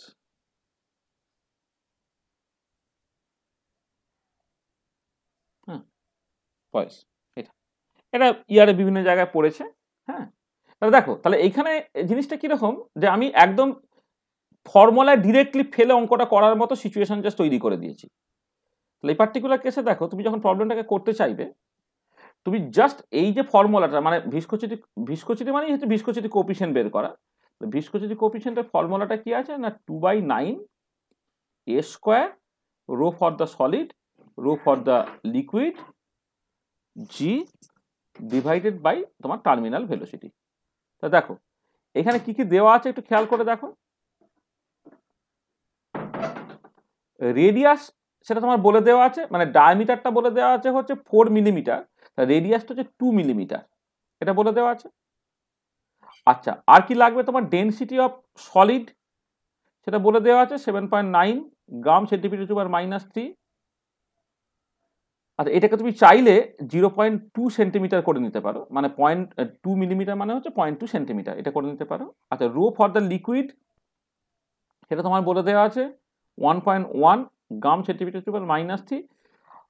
আর কি লাগবে, terminal velocity. Terminal velocity কি না, 1 metre, 1 metre মানে তোমার 100 centimetre, তাকে তুমি ভাগ করো কি দিয়ে না 55 দিয়ে, 55 সেকেন্ড দিয়ে, সেন্টিমিটার পার সেকেন্ডে তোমার ভেলোসিটিটা বেরিয়ে যাবে। তুমি যে সেই ফর্মুলায় বসাবে, বসিয়ে তুমি জাস্ট সরাসরি অঙ্কটাকে করে ফেলতে পারবে। তাহলে এই ডেটাগুলোকে বসাবে উইথ ইউনিট, বসিয়ে তুমি ক্যালকুলেশনটাকে করলে সেখান থেকে তোমার উত্তরটা সরাসরি জাস্ট বেরিয়ে চলে আসবে। ঠিক আছে, তাহলে এই ধরনের নিউমেরিক্যাল প্রবলেম, ভীষণ ফ্ল্যাট নিউমেরিক্যাল প্রবলেম, এগুলো করবে, দেখবে কোনো অসুবিধা তোমার হচ্ছে। ঠিক আছে, কোনো অসুবিধা নেই তো? নমস্কার। আচ্ছা, এখানে একটা জিনিস বলি যে তুমি যদি, হ্যাঁ বলো বলো বলো। স্যার বলছি এই উদাহরণের ক্ষেত্রে স্যার ভিসকোসিটিটা কি করে হচ্ছে, মানে স্যার বলটা তো শুধু পড়ছে, মানে ওইখানে প্লবতা আসছে স্যার, ভিসকোসিটিটা কি করে হচ্ছে? ওই তো যেটা হচ্ছে, শুধু প্লবতা যদি থাকতো, তোমার মনে হচ্ছে ভিসকাস ফোর্স বলে কিছু নেই, তাই তো? হ্যাঁ স্যার। আচ্ছা, এবারে কথাটা হচ্ছে, হ্যাঁ আমিও ধরে নিলাম ভিসকাস ফোর্স বলে কিছু নেই। তাহলে ভিসকাস ফোর্স বলে যদি কিছু না থাকতো, তা তুমি বলো যে একজনের ডেনসিটি বেশি, একটা মেটালিক স্ফেরিক্যাল বল, সে জল দিয়ে যখন নামছে, তাহলে তার ওজনটা তুমি জানো, সেটা হচ্ছে 4/3πa³ into density for the solid into G, সেটা তার ওজন হলো। আর প্লবতা বলটা কতটা হবে? প্লবতা বলটা হচ্ছে যে কোনো একটা জিনিসকে যখন তুমি আংশিক বা পূর্ণভাবে তুমি নিমজ্জিত করছো কোনো একটা লিকুইডের মধ্যে, সেটা সমায়তন জলকে অপসারণ করবে বা সমায়তন লিকুইডকে অপসারণ করবে, তার যে ওজনটা, সেটাই তো প্লবতা বলের সঙ্গে সমান। তা সেটা কত হবে? সেটা হচ্ছে ওই একই ভলিউম 4/3πa³, তার ওজন হয়ে যাবে কত? তার ডেনসিটি, মানে লিকুইডের density, rho for the liquid into G. তাহলে আর কোনো ফোর্স নাই, তোমার কথা মতো আর কোনো ফোর্স নাই। তাহলে আর কোনো ফোর্স যদি না থাকে, তাহলে খেয়াল করো যে যেহেতু density for the solid is greater than the density for the liquid, তাহলে ডাউনওয়ার্ড ফোর্সটা বেশি হবে দ্যান দ্য আপওয়ার্ড ফোর্স। তা ডাউনওয়ার্ড ফোর্স যদি বেশি হয় দ্যান দ্য আপওয়ার্ড ফোর্স, তাহলে একটা নেট ডাউনওয়ার্ড ফোর্স রয়ে গেল। আচ্ছা, নেট ডাউনওয়ার্ড ফোর্স যদি থেকে যায়, যেহেতু ফোর্স হচ্ছে মাস ইন্টু অ্যাক্সিলারেশন, তার মানে অ্যাক্সিলারেশন রয়ে যাবে। আর অ্যাক্সিলারেশন রয়ে যাওয়া মানে কি, সময়ের সাথে সাথে ভেলোসিটিটা বাড়বে। তা হওয়ার কথা তো? হ্যাঁ স্যার। কিন্তু কিন্তু এক্সপেরিমেন্ট কি বললো, যে ভেলোসিটিটা তোমার কনস্ট্যান্ট থেকে যাচ্ছে, সময়ের সাথে সাথে পাল্টাচ্ছে না। তা সেটা কি করে সম্ভব? তাহলে ভেলোসিটিটা কনস্ট্যান্ট হয়ে যাওয়া মানে হচ্ছে অ্যাক্সিলারেশন থাকা চলবে না। অ্যাক্সিলারেশন থাকা চলবে না মানে কোনো আনব্যালেন্স ফোর্স থাকা চলবে না। আর আনব্যালেন্স ফোর্স থাকা চলবে না মানে হচ্ছে তোমার এই যে ডাউনওয়ার্ড ফোর্সটা বেশি হচ্ছে দ্যান দ্য আপওয়ার্ড ফোর্স, তাহলে আপওয়ার্ড ফোর্সের সঙ্গে আর একটা কোনো একটা ফোর্স তোমার থাকবে, সেই দুটো যোগ করলে তবে ডাউনওয়ার্ড ফোর্সের সঙ্গে সমান হবে, তবে আনব্যালেন্স ফোর্স থাকবে না। এবং সেই ফোর্সটা কি? সেই ফোর্সটা হচ্ছে জাস্ট, জিনিসটা এরকম করে ভাবো যে যখন এই মেটালিক স্ফেরিক্যাল বলটা তোমার নামছে, তাকে কেউ একজন নাম দিয়ে বাধা দিচ্ছে, সেইটা, এই বাধা যেটা দিচ্ছে সেটাকে তুমি ভিসকাস ফোর্স বলো। হুম, হ্যাঁ স্যার, বুঝতে পেরেছি। তাহলে ভিসকাস ফোর্স থাকতেই হবে, না হলে তুমি এই ফেনোমেননটাকে এক্সপ্লেন করতে পারবে না। ঠিক হ্যাঁ আছে, স্যার। বোঝানো গেছে? হ্যাঁ স্যার। স্যার আর একটা কথা, আনব্যালেন্স ফোর্সটা একটু বলে দেবেন? আনব্যালেন্স ফোর্স মানে ফোর্সের ডিফারেন্স, যেটা মানে তোমার ধরো কোন একটা পার্টিকুলার পয়েন্টে সমস্ত দিক থেকে ফোর্স সমান হয়ে গেলে বলা হয় ফোর্সটা ব্যালেন্স হয়ে গেছে, আর একদিকে ফোর্স বেশি একদিকে ফোর্স কম থাকলে একটা আনব্যালেন্স ফোর্স থেকে যাচ্ছে। আর দড়ি টানাটানি দেখেছো তো, টাগ অফ ওয়ার, হ্যাঁ স্যার। দেখেছো তো, হ্যাঁ দুদিক স্যার। থেকে দুটো দল টানছে, তা যখন মানে দুদিকেই টানছে, কিন্তু একটা সময় পর পুরো মানে এত সমান সমান যদি তাদের শক্তি থাকে না, একটা সময় পরে ওই দড়িটার এদিক ওদিক কোনো দিকেই যায় না তো। হ্যাঁ কেন স্যার। সেটা হচ্ছে? কারণ তখন কোনো আনব্যালেন্স ফোর্স নেই, মানে এরা যে ফোর্স দিয়ে টানছে, এরাও বেসিক্যালি তোমার এক্স্যাক্টলি সেই ফোর্স দিয়ে তোমার জিনিসটাকে ব্যালেন্স করছে। আর যদি একদিকে ফোর্স কম পড়ে গেল একদিকে ফোর্স বেশি পড়ে গেল, তখন কি হবে? তখন বেসিক্যালি তোমার একটা দিকে হয়ে যাবে, মানে চলে যাবে। তাহলে আনব্যালেন্স ফোর্স থাকলে তবে মুভমেন্ট থাকে আর কি, মানে অ্যাক্সিলারেশন থাকে। হুম, আচ্ছা, বুঝতে পেরেছি। তাহলে ঠিক আছে, তাহলে আমরা নেক্সট জায়গায় যাই নাকি?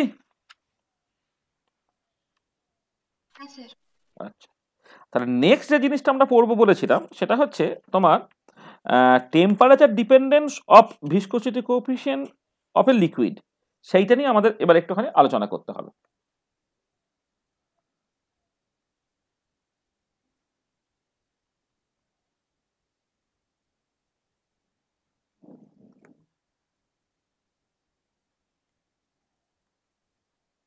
Dependence of viscosity coefficient of a liquid.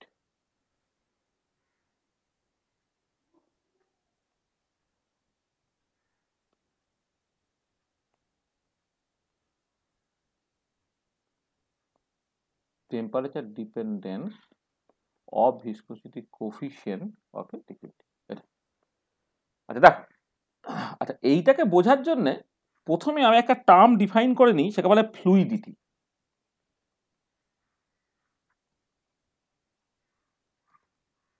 এটাকে ফাই দিয়ে এক্সপ্রেস করা হয়। আচ্ছা, ফ্লুইডিটিটা হচ্ছে মানে মানে এটাকে একটা tendency to flow, tendency of a fluid to flow. আচ্ছা, এবারে দেখো এই যে tendency of a fluid to flow সেটা হচ্ছে ফ্লুইডিটি, আর ভিসকোসিটি কি ছিল? ভিসকোসিটি কোএফিসিয়েন্ট ইটাকে তুমি কিভাবে ডিফাইন করেছিলে? সেটা হচ্ছে তোমার এই টেন্ডেন্সিটা উল্টোটা, মানে রেজিস্ট্যান্স, যে basically resistance of a fluid to flow. মানে ভিসকোসিটি হচ্ছে তোমার ফ্লো করতে বাধা দেয়, আর ফ্লুইডিটি হচ্ছে ফ্লো করার একটা টেন্ডেন্সি। তার মানে এইখান থেকে তুমি পরিষ্কার বুঝতে পারছো যে ফ্লুইডিটিটা সেটা জাস্ট বেসিক্যালি 1 বাই ভিসকোসিটি, মানে ফ্লুইডিটি এবং ভিসকোসিটি একে অপরের রেসিপ্রোকাল টার্ম। ফ্লুইডিটি হচ্ছে 1/ভিসকোসিটি কোএফিসিয়েন্ট, এটা। তাহলে এইটা প্রথমে জাস্ট আমি একটু বুঝে নিলাম। আচ্ছা, এবারে তোমার ধরো ফ্লো করছে, তাহলে একটা মানে ফ্লুইড যখন কোনো একটা গিভেন ডিরেকশনে ফ্লো করছে, ধরো তুমি একটা মানে পাইপ বা কিছু একটা কনসিডার করছো, এইটা হচ্ছে তোমার ইনলেট,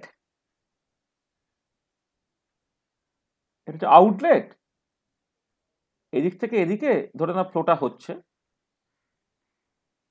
এটা আউটলেট, এটা তোমার inlet.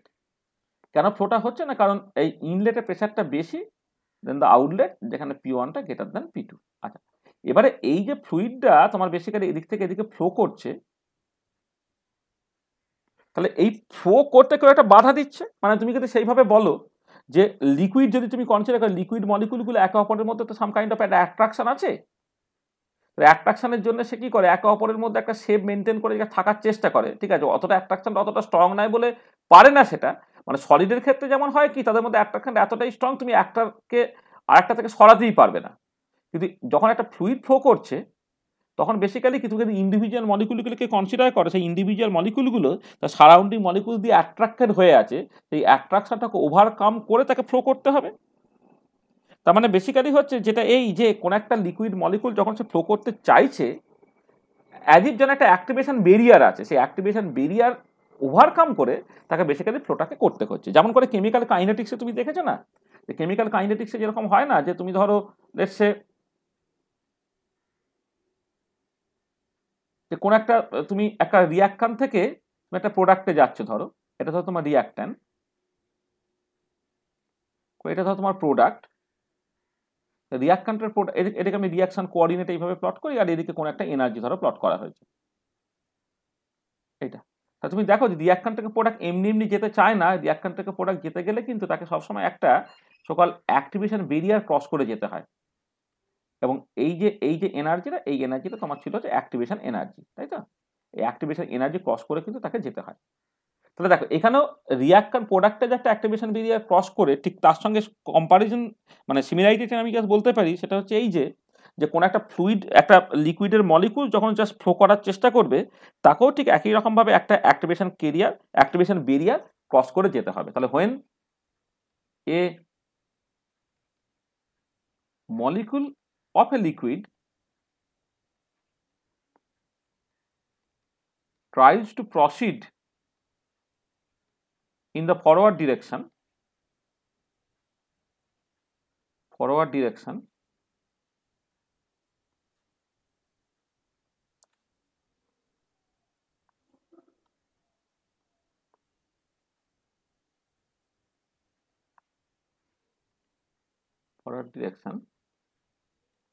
it has to cross an activation barrier।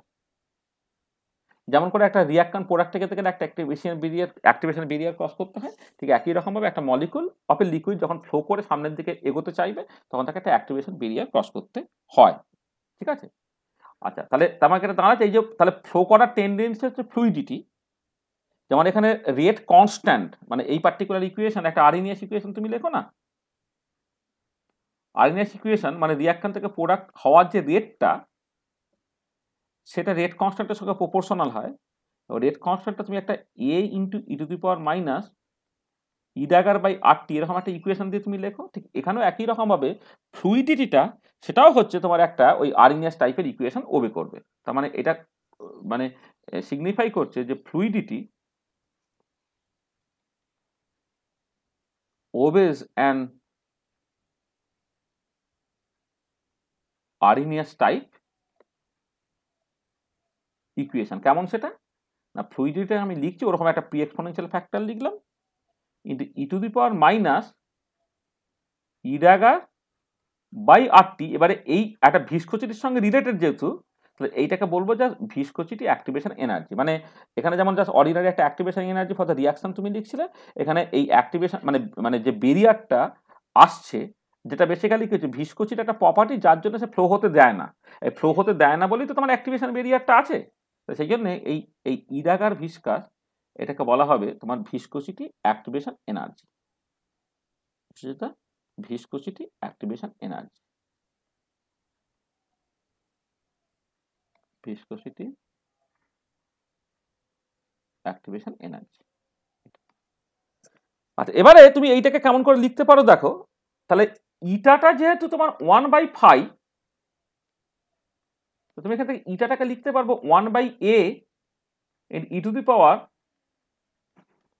ইডাগার by viscous হয়ে গেল। মানে এটা তোমার যখন 1/, করে দেবে এটা ক্যাপিটালি এটা 1/a হয়ে গেল, আর এইটা তোমার জাস্ট নিচে চলে গেলে ওটা উপরে যখন যাবে ওটা প্লাস হিসেবে চলে গেল। এটা হলো।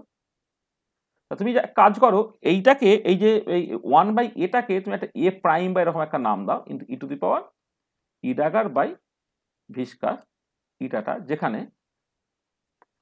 এ প্রাইমটা এখন হচ্ছে 1/a। মানে তোমার আরিনিয়াস টাইপ ইকুয়েশন ওটা একটা প্রি এক্সপোনেনশিয়াল ফ্যাক্টর ছিল, একটা প্রি এক্সপোনেনশিয়াল ফ্যাক্টরের রেসিপ্রোকালটা আমি এখানে জাস্ট নিচ্ছি, যেখানে এ প্রাইমটা হচ্ছে 1/a এইটা।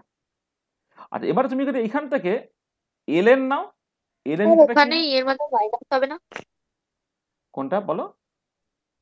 ও ওই বলো না, এইটা 1/a e two the power minus হবে না? না এটা তো নিচে চলে এসছে না, রেসিপ্রোকাল নিয়ে নিয়েছি তো। এই যে ও ইটাটা আচ্ছা, হচ্ছে 1/5 রেসিপ্রোকাল নিয়ে নিয়েছে না, ঠিক আছে হ্যাঁ স্যার। এটা।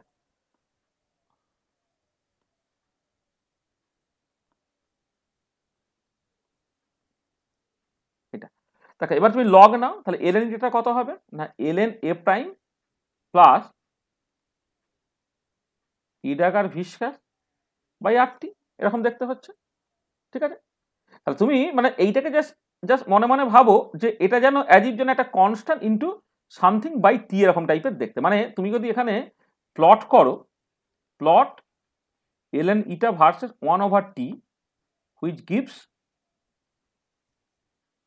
a straight line with ইন্টারসেপ্টটা এখানে ইম্পর্টেন্ট নয়, বেসিক্যালি ইম্পর্টেন্ট হচ্ছে স্লোপটা, উইথ স্লোপ ইকুয়াল টু কত ই ড্যাগার ভিসকাস বাই আর। এইটা তার মানে তুমি যদি একটা প্লট করো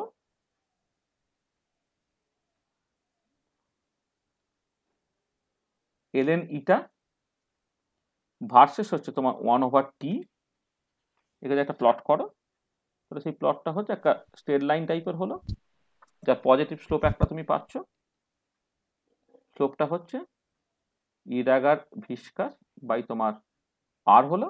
আচ্ছা এইখান থেকে তুমি দেখো যে ভিসকোসিটি অ্যাক্টিভেশন এনার্জি যেটা,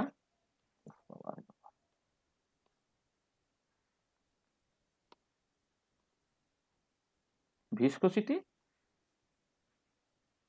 অ্যাক্টিভেশন এনার্জিটা তুমি এখান থেকে বের করতে পারছো, সেটা কি ইডাগার ভিসকাসটা হয়ে গেছে তোমার আর ইন্টু স্লোপ।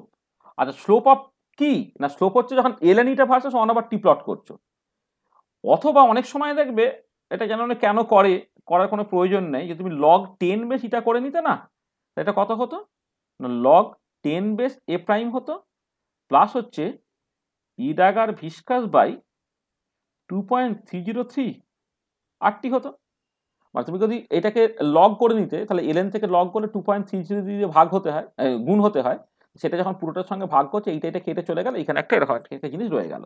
তাহলে এই পার্টিকুলার কেসে যদি তুমি প্লটটাকে করো, মানে এখন লগ ইটার বদলে লগ 10 বেস ইটা, আগেরটা ছিল হচ্ছে লগ ই বেস, লগ 10 বেস বা 1/t যদি প্লট করো, তাহলে এখন যে স্ট্রেট লাইনটা পেলে এইটা, তার স্লোপটা কত হচ্ছে না, তার স্লোপটা হচ্ছে ই ড্যাগার ভিসকাস বাই 2.303 আর। সেইখান থেকে যদি তুমি ভিসকোসিটি অ্যাক্টিভেশন এনার্জিটাকে বের করতে চাও, সেটা হবে 2.303 r ইন্টু স্লোপ। ঠিক আছে, এইটা তাহলে তোমার যখন প্লটটা কার প্লট বলছে একটু ভালো করে খেয়াল রাখবে, ওটা ln eta versus 1/t plot না log eta versus 1/t plot, log 10 base versus log 10 base eta versus 1/t plot. তাহলে তুমি দেখো এক্সপেরিমেন্টালি এই ভিসকোসিটি অ্যাক্টিভেশন এনার্জি কিন্তু এইরকম ভাবে বের করে ফেলতে পারবে। আচ্ছা, এইটা তো গ্রাফিক্যালি বের করলে, এবারে নিউমেরিক্যাল প্রবলেম অনেক সময় দেয়। নিউমেরিক্যাল প্রবলেম মানে তুমি দেখো এই যে প্লটটাকে আঁকতে গেলে তো অনেকগুলো তোমার লাগবে না, অনেকগুলো টেম্পারেচারে তোমাকে ভিসকোসিটি কোএফিসিয়েন্টটাকে বের করতে হবে। তাহলে অনেকগুলো টেম্পারেচারে ভিসকোসিটি কোএফিসিয়েন্ট বের করে তারপরে তুমি অন্তত 4-5টা পয়েন্ট যদি পাও, সেই 4-5টা পয়েন্টকে তুমি জাস্ট কানেক্ট করে তুমি জাস্ট বেসিক্যালি একটা এরকম ছবি পেলে। তার জন্য তো 4-5বার তোমাকে এই মেজারমেন্টটাকে করতে হচ্ছে। এবার নিউমেরিক্যাল প্রবলেম করার সময় আলটিমেটলি এটা করতে হয় তোমাকে দুটো ডিফারেন্ট টেম্পারেচারে তোমাকে ভিসকোসিটি কোএফিসিয়েন্টের ভ্যালুটা বলে দেবে। কিরকম? when t equal to t1 then sorry মানে হ্যাঁ ঠিক আছে, মানে যখন temperature t equal to t1 then ইটাটাকে আমি বললাম যে ইটা 1, আর যখন তোমার t equal to t2 তখন তুমি ধরে নাও ইটাটা হচ্ছে তোমার ইটা 2। আচ্ছা, এবারে ইটা যদি ইটা 1 হয়ে যায় তাহলে তুমি যদি log 10 বেস দিয়েই করো, log 10 বেস ইটা 1টা কত হবে না log 10 base a prime plus E dagger viscous by 2.303 r/t1। এই যে আগের ইকুয়েশনটা পেয়েছো না, এই যে ইকুয়েশনটা log 10 equal to log a prime plus E viscous by 2.303 r/t, তাহলে এইটা হলো। আর এইখান থেকে তুমি কি পাবে না log 10 বেস ইটা 2 যেটা সেটা হচ্ছে log 10 base a prime plus E dagger viscous by 2.303 r/t2। ধরো না এটা একটা ইকুয়েশন, এটা একটা ইকুয়েশন, তাহলে ফ্রম ইকুয়েশন 1 and 2 তুমি কি পাবে? ফ্রম ইকুয়েশনস 1 and 2 তুমি জাস্ট বিয়োগ করে দাও। ধরো log 10 base eta 1 minus log 10 base eta 2 বিয়োগ করে দাও, তো এটা কত দাঁড়াচ্ছে দেখো, E dagger viscous by 2.303 r 1/t1 minus 1/t2, এটা হলো। তো সেখান থেকে তুমি জাস্ট ই ড্যাগার ভিসকাসটা পেয়ে যাচ্ছে কত 2.303 r, আর এইটাকে তুমি করে ফেলতে পারবে log 10 base eta 1 by eta 2 এইরকম করে, আর নিচে তোমার থেকে যাচ্ছে কত 1/t1 মাইনাস 1/t2। তাহলে এই যে ফর্মুলাটা বেরোলো, এই ফর্মুলাটা থেকে নিউমেরিক্যাল প্রবলেম তোমার ভীষণ রেগুলার ইন্টারভ্যালে দেয়। হ্যাঁ, যেমন তুমি কেমিক্যাল কাইনেটিক্সে দুটো ডিফারেন্ট টেম্পারেচারে রেট কনস্ট্যান্ট বলে দিলে সেখান থেকে অ্যাক্টিভেশন এনার্জি বের করতে দেয় না, ঠিক এখানেও একই রকম ভাবে দুটো ডিফারেন্ট টেম্পারেচার ভিসকোসিটি কোএফিসিয়েন্টের ভ্যালু বলে দিলে সেইখান থেকে তোমাকে জাস্ট ওই ভিসকোসিটি অ্যাক্টিভেশন এনার্জি বের করতে হয়। This is very very important point. ঠিক আছে, ঠিক আছে তো? হ্যাঁ স্যার। দেখো মানে এই এই এই এই এই যে ফাইনাল যে এক্সপ্রেশনটা বললাম না, এই এক্সপ্রেশনটা ইজ ভেরি ভেরি ইম্পর্টেন্ট। এমনিতে তো তুমি প্রথমে ফিজিক্যাল রিজনটাকে বুঝলে যে কেন তোমার, আচ্ছা তুমি আচ্ছা এখান থেকে নিশ্চয়ই বুঝতে পারছো তো যে একটা লিকুইডের ক্ষেত্রে টেম্পারেচার বাড়ালে ভিসকোসিটিটা কমে যায়, এটা বুঝতে পারছো তো নিশ্চয়ই। মানে সেটা তো এই ফাইনাল ফর্মুলা থেকে সত্যি, মানে টেম্পারেচার বাড়ালে ফ্লুইডিটি বাড়ে, ফ্লুইডিটি বাড়ে মানে হচ্ছে ভিসকোসিটি কমে যায়, তাই না? মানে যেমন একটা রিয়াকশনের রেট কি হয়, রেট হচ্ছে টেম্পারেচার বাড়লে বাড়ে, তাহলে এই পার্টিকুলার কেসে কি হচ্ছে যে টেম্পারেচার বাড়ালে তোমার ফ্লুইডিটি বাড়বে, আর ফ্লুইডিটি বাড়বে মানে ভিসকোসিটি কমে যাবে। সেটা তোমার এই ইকুয়েশন থেকেও পরিষ্কার। মানে এখানে দেখো না যে 1/t বাড়ার সাথে সাথে এলএনইটা বাড়ছে, তার মানে কি টেম্পারেচার বাড়ালে এলএনইটা কমছে। হ্যাঁ, এটা সর্বত্রই সত্যি। মানে এখানে জাস্ট এই কথাটা যা বলে নেওয়া দরকার আর কি, যে উইথ ইনক্রিজিং টেম্পারেচার ওরকম অ্যাক্টিভেশন বেরিয়ারটাকে ক্রস করছে বলেই আর কি, with increasing temperature with increasing temperature fluidity increases, fluidity of a liquid increases and hence viscosity coefficient বা viscosity coefficient of a liquid decreases। Temperature বাড়ালে অ্যাক্টিভেশন বেরিয়ারটা ইজিলি ক্রস করতে পারছে, activation variant easily cause করতে যদি পারে সে easily flow করতে পারবে, আর easily flow করতে পারবে মানে হচ্ছে তোমার মানে বাধা দেওয়াটা কমে যাবে, ভিসকোসিটিটা কমে যাবে। ঠিক আছে, এটা এবং তার কারণটাও দেখো তুমি পরিষ্কারভাবে বুঝতে পারলে কি হলো টলো ইত্যাদি ইত্যাদি। ঠিক আছে, ঠিক আছে তো, অসুবিধা নেই।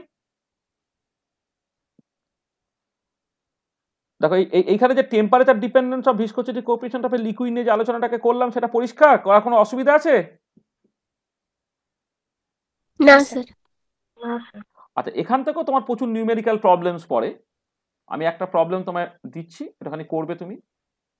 ওই যেটা মূলত হচ্ছে আইদার তোমাকে বলে দেবে যে ln eta versus 1/t plot তুমি করছো, বা log 10 ভার্সেস 1/t প্লট তুমি প্লট করছো, স্লোপটা এত, তাহলে সেখান থেকে অ্যাক্টিভেশন এনার্জি কতটা, অথবা দুটো ডিফারেন্ট টেম্পারেচার ভিসকোসিটি কোএফিসিয়েন্ট তোমায় বলে দেবে, সেখান থেকে তোমাকে ভিসকোসিটি অ্যাক্টিভেশন এনার্জিটাকে বের করতে হবে।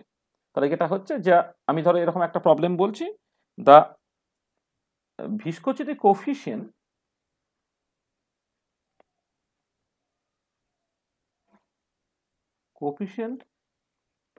of a liquid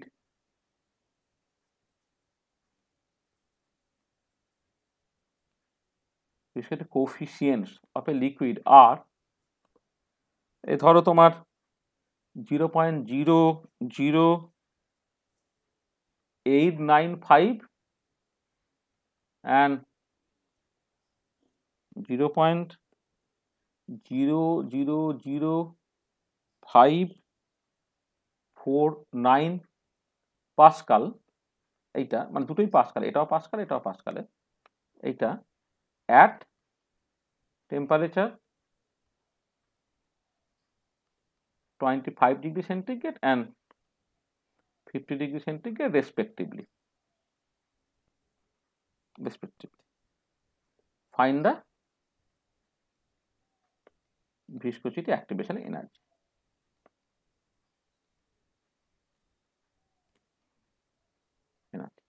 আচ্ছা, এখানে ওই যে ফাইনাল ফর্মুলাটা আমি বের করলাম না, ওখানে কিন্তু টেম্পারেচার গুলো কেলভিনে হবে। হ্যাঁ, তুমি যখন এই পার্টিকুলার ফর্মুলাতে ওই ডেটাগুলোকে বসিয়ে দেওয়ার চেষ্টা করবে, তখন কিন্তু এই টেম্পারেচারের জায়গায় 25 আর 50 বসালে হবে না। টেম্পারেচারের জায়গায় হচ্ছে 25টাকে কেলভিনে কনভার্ট করে ফেলতে হবে, 50টাকে তোমাকে কেলভিনে কনভার্ট করে ফেলতে হবে, করে তোমাকে এই কাজটাকে করতে হবে। তার মানে তুমি এখানে এই পার্টিকুলার প্রবলেমটা যখন করছো, তাহলে কিভাবে ডেটাটা তুমি বসাবে না, এখানে তো তোমার ওই ফর্মুলাটা ইউজ করতে হচ্ছে। তোমার viscosity activation energy 2.303 R ln eta 1 by eta 2 by হচ্ছে তোমার 1 by t1 minus 1 by t1 minus 1 by t2।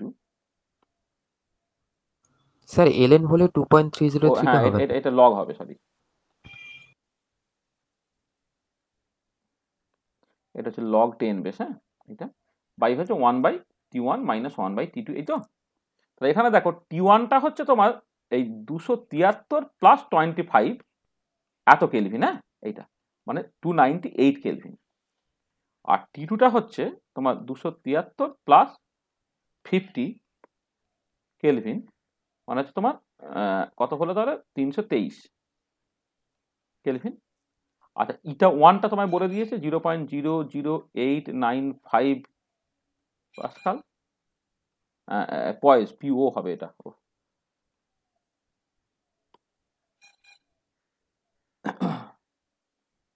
মানে এটা হচ্ছে মানে পাস্কাল সেকেন্ড তুমি লিখতে পারো দাদা, এটাকে আমি মানে এটাকে তুমি পাস্কাল সেকেন্ডে লিখতে পারো অথবা পয়েসে লিখতে হবে এটাকে। এটা হচ্ছে তোমার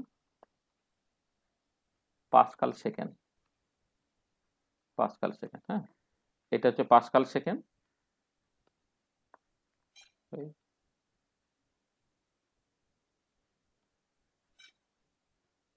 পাস্কাল সেকেন্ড, আর ইটা 2টা হচ্ছে তোমার 0.005000549 পাস্কাল সেকেন্ড। এটা তাহলে এই ডেটাগুলো সব বসিয়ে দাও, বসিয়ে দিয়ে তুমি অ্যান্সারটাকে বের করে নেবে। তো এই টাইপের নিউমেরিক্যাল প্রবলেম তোমায় খুব আসে। আবার বললাম কখনো কখনো তোমাকে জাস্ট একদম একটা পার্টিকুলার প্লটের তোমাকে জাস্ট স্লোপটা বলে দেবে, তো সেইখান থেকে তুমি ভিসকোসিটি কোএফিসিয়েন্ট বের করে ফেলতে পারবে। ঠিক আছে, তো দেখো তাহলে এখানে যেটা আলোচনা হলো পরিষ্কার তো, কোনো অসুবিধা নেই? No sir. আচ্ছা, তো চলো এবার আমি চলে আসি তোমার ভিসকোসিটি অফ গ্যাস নিয়ে জাস্ট যদি কথাবার্তা বলি। দেখো ভিসকোসিটি অফ গ্যাস এই জিনিসটা হচ্ছে ওই কাদেরও কাদেরও সিলেবাসে দেখবে এই ভিসকোসিটি বা ট্রান্সপোর্ট ফেনোমেনার মধ্যে আছে। আবার কখনো কখনো দেখবে এটা হচ্ছে তোমার ওই যে কাইনেটিক থিওরি অফ গ্যাস আমরা পড়ছি তো, রবিবারে তো গ্যাসিয়াস স্টেটটা পড়া হচ্ছে, তাহলে সেইখানে দেখবে তোমার ওই কাইনেটিক থিওরি অফ গ্যাসের কিছু অ্যাপ্লিকেশনস আছে, যেখানে হচ্ছে বাইনারি কলিশন ফ্রিকোয়েন্সি বের করতে হয়, মিন ফ্রি পাথ বের করতে হয়, গ্রামস ল অফ ডিফিউশনটাকে যা এস্টাবলিশ করতে হয়, এবং সেখানে হচ্ছে ওই গ্যাসের ভিসকোসিটিটা from the kinetic theory of gas সেখানে তোমার থাকে। তাহলে মানে ওই জন্য এটা হয়তো সিলেবাসে তুমি এখানে হয়তো দেখতে পাবে না গ্যাসের ভিসকোসিটিটা, মানে অনেক ক্ষেত্রে এখানেই আছে, তোমার ক্যালকাটা ইউনিভার্সিটি সিলেবাস হচ্ছে এখানেই আছে। আবার অন্যান্য সিলেবাসে হয়তো দেখবে যে লিকুইড স্টেট আর গ্যাসিয়াস স্টেট মানে ট্রান্সপোর্ট ফেনোমেনন বলে সিলেবাসে কিছু নেই, তার বদলে গ্যাসিয়াস স্টেট আছে আর লিকুইড স্টেট আছে। এবারে গ্যাসের ভিসকোসিটিটা সেটা হয়তো লিকুইড স্টেটের মধ্যে না রেখে তোমার গ্যাসিয়াস স্টেটের মধ্যে জাস্ট দেওয়া আছে, যেখানে কাইনেটিক থিওরি অফ গ্যাসের অ্যাপ্লিকেশন তার মধ্যেও হয়তো তোমার জিনিসটাকে করা থাকতে পারে। তাহলে আমরা সেইটাকে নিয়ে জাস্ট এবার আলোচনাটাকে করব। তাহলে আমরা নেক্সট যেটা আলোচনার মধ্যে চলে আসছে সেটা হচ্ছে যে ভিসকোসিটি অফ গ্যাস। দেখো আমি প্রথম দিকে যে সমস্ত আলোচনা করেছি সেখানে আমি বলেছিলাম যে ভিসকোসিটি একটা ফ্লুইডের প্রপার্টি, গ্যাসও যেহেতু একটা ফ্লুইড তাহলে তার ভিসকোসিটি থাকবে, এটা খুব স্বাভাবিক ব্যাপার। মানে ভিসকোসিটি শুধুমাত্র লিকুইডে থাকে সেরকম না, যে ফ্লো করতে পারে সেই ফ্লো করার বাধা দিতে পারে এবং তার ক্ষেত্রে তোমার ভিসকোসিটি অরিজিনেট করতে পারে। এখানে ভিসকোসিটি এই যে জায়গাটা এই জিনিসটা কিন্তু শুধুমাত্র যেটা লিকুইডের প্রপার্টি সেরকম না, গ্যাসেও কিন্তু ভিসকোসিটি দেখা। তাহলে তাহলে আমি প্রথম যে কথাটা বলবো যে gas being a fluid can show viscosity। আচ্ছা এবারে প্রথমে যেটা আমি করব যে এই যে তোমার মানে বাকি দেখো এই যে নিউটনস ল, হ্যানা তানা, স্ট্রিমলাইন ফ্লোট, এইগুলো সবের জন্য একই রকমভাবে ভ্যালিড, কারণ আমি খুব কনসিয়াসলি ওখানে ওই লিকুইড মেনশন না করে আমি সবসময় কিন্তু ওখানে তোমার ফ্লুইড ইউজ করছিলাম। তাহলে এবারে মডিফাইড পয়সোইলিজ ইকুয়েশনটা একটুখানি প্রথমে দেখতে হবে। আচ্ছা পয়সোইলিজ ইকুয়েশন যেটা আমরা পড়েছি সেটা বলেছে এটা ইনকম্প্রেসিবল ফ্লুইডের জন্য ওটা সত্যি। আচ্ছা এবারে গ্যাস তো কম্প্রেসিবল হয়ে যাচ্ছে না, তাহলে মডিফাইড পয়সোইলিজ ইকুয়েশন মানে আমি বলতে চাইছি যে আমি যে পয়সোইলিজ ফর্মুলাটাকে দেখেছি বা ডিরাইভ করেছিলাম সেখানে ফ্লুইডটা ছিল ইনকম্প্রেসিবল, অর্থাৎ আমি লিকুইড কনসিডার করছিলাম। এবার যদি গ্যাস হয়ে যায় সেটা কম্প্রেসিবল, তাহলে হচ্ছে গ্যাস ইজ কম্প্রেসিবল।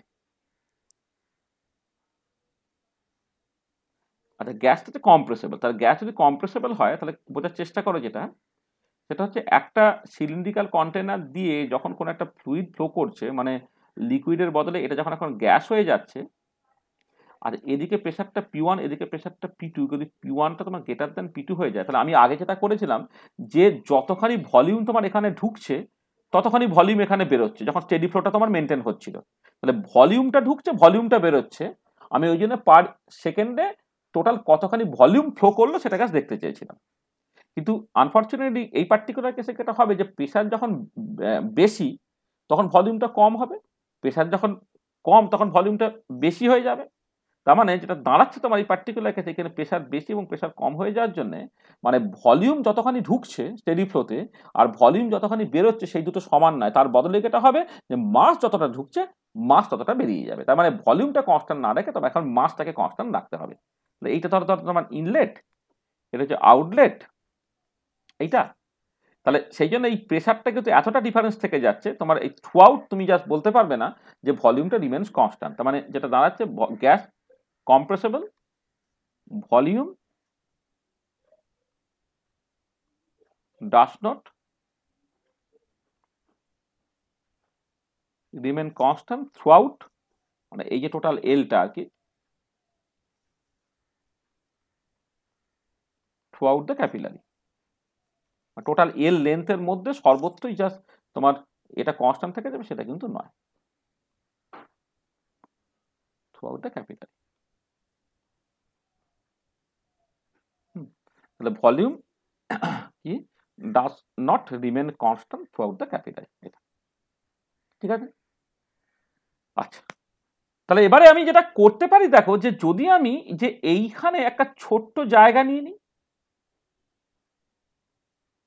তাহলে এইটুকু জায়গা ধরো আমি নিয়ে নিলাম,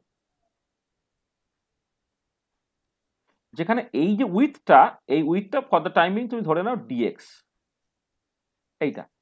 তাহলে এই ডিএক্স এই উইথের মধ্যে প্রেসারটা মোরাললেস কনস্ট্যান্ট থেকে যাচ্ছে। তাহলে জাস্ট আমি যখন বলছি যে এলটাকে তুমি যখন রিপ্লেস করছো একটা ইনফাইনাইটেসিমাল একটা লেন্থ ডিএক্স দিয়ে, তখন তোমার এই পি2 মাইনাস পি1 এইটা রিপ্লেস হয়ে যাবে কি দিয়ে, না তোমার বেসিক্যালি ডিপি দিয়ে। মানে আমার এদিকে পি1টা বেশি দেন পি2, তাহলে তোমার এখানে পি2 মাইনাস পি1 নয়, দাদা পি1 মাইনাস পি2 বলা উচিত, কারণ এদিকে শুরুতে প্রেশারটা বেশি না আর ফাইনাল প্রেশারটা কম আর কি। এটা তোমার বলা উচিত হচ্ছে তোমার এইভাবে, যে এখানে পি1 মাইনাস পি2 এই যে পার্টটা, পি1 মাইনাস পি2 এই পার্টটা তোমার বেসিক্যালি ডিপি দিয়ে রিপ্লেসড হয়ে যাবে এইটা। বা তুমি যদি মনে করো যে মানে অন্যভাবে যদি তুমি বলো যে এই পার্টিকুলার পয়েন্টটা এক্স, এই পার্টিকুলার পয়েন্ট হচ্ছে এক্স থেকে এক্স প্লাস ডিএক্স, তাহলে তাহলে এটা হয়তো এরকম ভাবে লিখলেও তো হয়তো তোমার সুবিধা হবে, যে যখন তোমার এক্সটা এক্স থেকে এক্স প্লাস ডিএক্স এ যাচ্ছে, তখন প্রেসারটা হচ্ছে লেসে পি থেকে পি প্লাস ডিপি হচ্ছে। তুমি এইভাবে ভাবো ব্যাপারটাকে, যে যখন হোয়েন এক্সটা চেঞ্জ হয়ে এক্স প্লাস ডিএক্স এ গেল, দেন পিটা চেঞ্জ হয়ে পি প্লাস ডিপিতে গেল, সেই জন্য তোমার প্রেসার গ্রেডিয়েন্টটা ওই ছোট্ট জায়গার মধ্যে তুমি কি লিখবে, না বেসিক্যালি ডিপি বাই ডিএক্স এরকম ভাবে লিখবে। প্রেসার গ্রেডিয়েন্টটাকে তুমি যে ডিপি বাই ডিএক্স এরকম ভাবে লিখবে এটা। তাহলে এবারে দেখো যে পয়সোলিজ ইকুয়েশন যেটা তোমার ছিল, সেটা হচ্ছে তোমার মানে মানে ফর ইনকম্প্রেসিবল ফ্লুইড, মানে লিকুইডের জন্য আর কি। ইনকম্প্রেসিবল ফ্লুইড মানে বেসিক্যালি আমি লিকুইডের কথা বলছি। পয়সোলিজ ইকুয়েশনটা কি ছিল স্যার? হ্যাঁ বলো। স্যার এক্স থেকে এক্স প্লাস ডিএক্স এ গেলে পি থেকে পি মাইনাস ডিপি হবে না? হ্যাঁ এখানে ডিপিটা নেগেটিভ হবে, ওই যে প্রেসার গ্রেডিয়েন্ট আমি ডিপি বাই ডিএক্স বলছি, ওই আলটিমেটলি ডিপি বাই ডিএক্সটা নেগেটিভ আর কি। আচ্ছা, হ্যাঁ এটা মানে যেটা আমি আগের সবসময়ই করেছি আর কি, যে দেখবে আগে যে জেনারেল ল অফ ট্রান্সপোর্ট গুলো করেছি, হয়তো এক্স থেকে এক্স প্লাস ডিএক্স গেল, টেম্পারেচার টি থেকে টি প্লাস ডিটি হলো, অ্যাকচুয়ালি এক্স এর ডিরেকশনে টেম্পারেচারটা কমে যায়, তার মানে ডিটির মধ্যে একটা ইন্ট্রিনসিক নেগেটিভ সাইন আছে আর কি, ঠিক আছে। তো দেখো পয়সোলিজ ইকুয়েশন তুমি যখন লিখেছিলে, তখন তোমাকে জাস্ট মানে ইনকম্প্যাটিবল ফ্লুইডের জন্য তোমাকে জাস্ট এরকম ভাবে একদম সরাসরি volume flows per unit time এটাকে তুমি লিখে ফেলেছিলে কত, pi A to the power 4 into P one minus P two divided by হচ্ছে 8 ইটা এল, এরকম লিখেছিল তো পয়সোলিজ ইকুয়েশনটা। এইটা হচ্ছে তোমার basically volume flows per unit time, flows per unit time. আর এটাই যখন তুমি কম্প্রেসিবল ফ্লুইডের ক্ষেত্রে যাবে,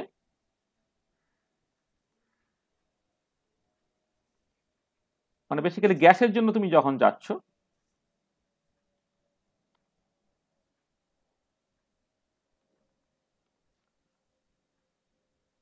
হ্যাঁ কম্প্রেসিবল ফ্লুইড বা গ্যাসের ক্ষেত্রে যখন তুমি যাচ্ছ, তখন পয়সোলিজ ইকুয়েশনটা কি দাঁড়াচ্ছে, দেখো এই যে ভিটা তুমি এখন জাস্ট মানে মানে কি বলবো তোমার রাদার কি বলবো মানে মানে ভলিউম ফ্লোজ যেটা যে পার্টটা আর কি, সেটাকে তুমি একটা খুব অল্প পরিমাণ করে নাও, মানে ডিভিটা মানে ভিটাকে জাস্ট ডিভি দিয়ে লেখো এইটা, এটা পাই লিখছো এ টু দি পাওয়ার 4 লিখছো সব ঠিক আছে। এখানে দেখো পি1 মাইনাস পি2 বাই এল, তার মানে আমি যখন ডিপিটা লিখছি সেটা তো বেসিক্যালি পি2 মাইনাস পি1, এটা তাহলে মাইনাস করে দাও, মাইনাস ডিপি বাই ডিএক্স করো। মানে দেখো এইখানে পি1 মাইনাস পি2 কেন করেছি না, তোমার মানে পি1টা বেশি দেন দা পি2 বলে, তাহলে এখানে তো ডিপির মধ্যে একটা ইন্টিজিং নেগেটিভ সাইন থাকবে, সেখানে মাইনাস করে দিচ্ছি। আর নিচে তোমার যেটা আছে তোমার 8 ইন্টু ইটা যেমন আছে 8 ইন্টু ইটা আমি বসিয়ে, তাহলে দেখো এটা পাল্টালো কেমন করে, দেখো যে পি1 মাইনাস পি2 কে তুমি মাইনাস পি2 বাই পি1 করো, মাইনাস পি2 বাই পি1, সেই পি2 বাই পি1টা যেহেতু এল এর বদলে এখন এটা ডিএক্স হয়ে গেছে, আর পি2 বাই পি1টা রিপ্লেস হয়ে গেছে ডিপি দিয়ে, তাহলে মাইনাস এটা ডিপি হয়ে গেল, এলটা রিপ্লেস হয়ে গেল ডিএক্স দিয়ে, বাকি যেটা আছে সেটা এরকম ভাবে আমি লিখলাম, ঠিক আছে। তো দেখো এখানে যে পয়সলিক ইকুয়েশন তোমার এই রকম ভাবে যা রিপ্লেসড হয়ে গেল, ডিভিটা হচ্ছে মাইনাস পাই এটা A to the power 4 6 eta into DP by DX. তাহলে এখানে ওই যে মানে এটা অবশ্য এটা এটা এটা ডিভিটা বলে লাভ নেই, মানে এটা এটা রাদার হচ্ছে ভলিউম ফ্লোজ, তো এটা ভি মানে ভলিউম যেটা ফ্লো করছে সেটা ডিফারেন্সিয়াল নয়, মানে এখানে কতখানি মানে ভলিউম ফ্লো করলো সেটা তো খুব অল্প অ্যামাউন্ট নয়। আমি আগে যেমন এই শুরুতে ঢুকছে শেষে বেরোচ্ছে এইটুকু দেখছি, এখন হচ্ছে এইখানটায় ঢুকছে আর এইখানটায় বেরোচ্ছে এইটুকু দেখছি, তো সেই ভিটা হচ্ছে তোমার এই জিনিসটা দাঁড়িয়ে গেল এটা। আচ্ছা এবারে দেখো তুমি জাস্ট যদি এখান থেকে পিভি করে দাও, মানে যেটা ইম্পর্টেন্ট পয়েন্ট যে আমি অন্যভাবে বলতে গেলে যে পিভিটা যদি টেম্পারেচারটা কনস্ট্যান্ট ধরে নাও, যদি if we assume that if we assume that temperature remains constant then তুমি যেটা করতে পারো যে প্রেসার চেঞ্জ হচ্ছে বলে P1 V1 তারা হচ্ছে সমান থাকছে, মানে P1 V1 সেইটা হচ্ছে তোমার P2 V2 সঙ্গে সমান হবে, বা যে কোনো মুহূর্তে তোমার সেটা পিভির সঙ্গে সমান হবে, মানে এই শুরুতে P1 V1 এর যা ভ্যালু, শেষে P2 V2 এর যে ভ্যালু, বা এরকম একটা পার্টিকুলার জায়গাতে তোমার পিভির যে ভ্যালু সেইগুলো বেসিক্যালি তোমার সমান হবে। তাহলে তুমি P1 V1টাকে তুমি এখান থেকে লিখতে পারবে কিরকম ভাবে, তোমার মাইনাস পি আছে পাই এ টু দি পাওয়ার 4/8 ইটা আছে ডিপি বাই ডিএক্স। এই যে আমি ভি এর জায়গায় ভ্যালুটাকে বসিয়ে দিলাম এটা। তাহলে তুমি এক কাজ করো, তুমি এখান থেকে এই P1 V1 ডিএক্সটাকে এখানে নিয়ে চলে এসো, minus pi A to the power 4/8 eta DP by P করো তুমি এটা। আর এবার আমি একটা কাজ করতে পারি, এটা ইন্টিগ্রেট করতে পারি, এটা ইন্টিগ্রেট করছি, ও সরি ডিপি বাই পি কেন, পি ডিপি, তো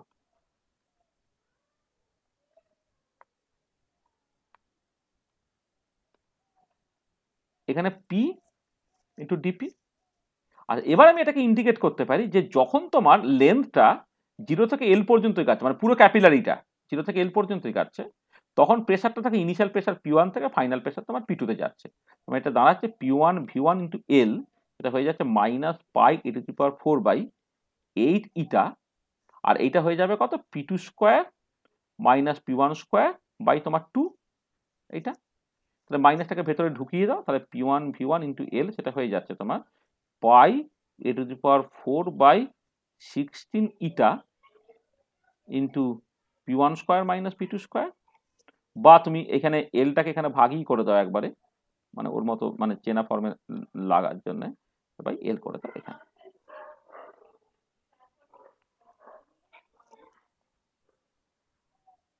এই হচ্ছে তোমার বেসিক্যালি ফর্মুলা। তাহলে গ্যাসের জন্য তোমার যে তোমার মানে পয়সলিক ইকুয়েশনের মডিফাইড ফর্মটা হয়ে গেল তোমার এরকম, যে P1 V1 equal to pi A to the power 4/16 eta L, এখানে P1 square minus P2 square. এটা আমি জাস্ট আলাদা করে ডিরাইভ কিছু করলাম না, আমি পয়সলিক ইকুয়েশনটা অলরেডি ডিরাইভ করেছিলাম একটা ইনকম্প্রেসিবল ফ্লুইডের জন্য, সেখান থেকে তোমার কম্প্রেসিবল ফ্লুইড হলে জিনিসটা কেমন করে চেঞ্জ হচ্ছে আর কি, সেই যে করসপন্ডিং জায়গাটা, সেই জায়গাটা আমরা এখানে জাস্ট আলোচনা করে দিলাম। ঠিক আছে, তাহলে এইটা হচ্ছে তোমার মানে বলবো যে পয়সলিক ফর্মুলা।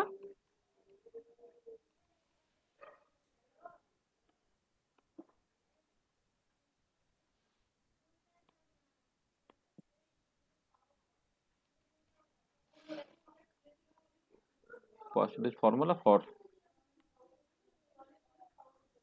গ্যাস। তাহলে এখান থেকে তোমার নিউমেরিক্যাল প্রবলেম অনেক সময় দিয়ে দেয়, তুমি প্রবলেমগুলোকে সেই মতো করে করবে আর কি। দেখো এটা ঠিক আছে তো, কোনো অসুবিধা নেই?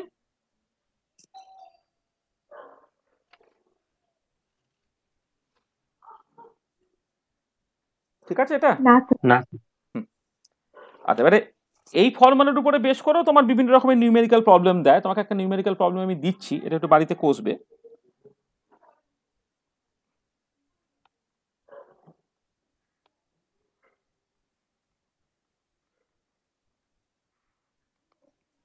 ধরে যাবে কি, আচ্ছা এখানেই করে দিই।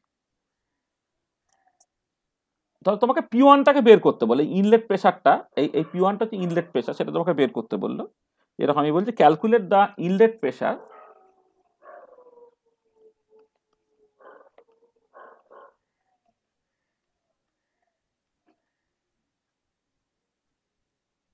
inlet pressure required to maintain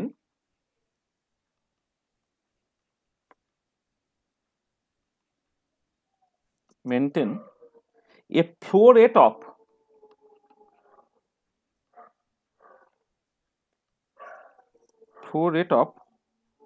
9.5 into 10 to the power 5 liter per hour of nitrogen gas আর কি, nitrogen at 293 Kelvin flowing through a pipe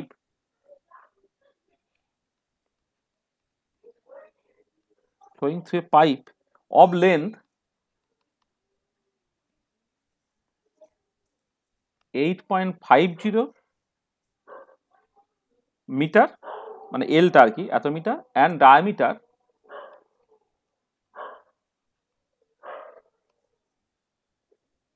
1 centimeter. The pressure of gas as it leaves the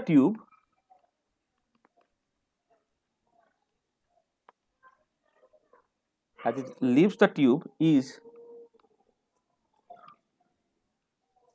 1 bar. The volume of the gas is measured at that pressure.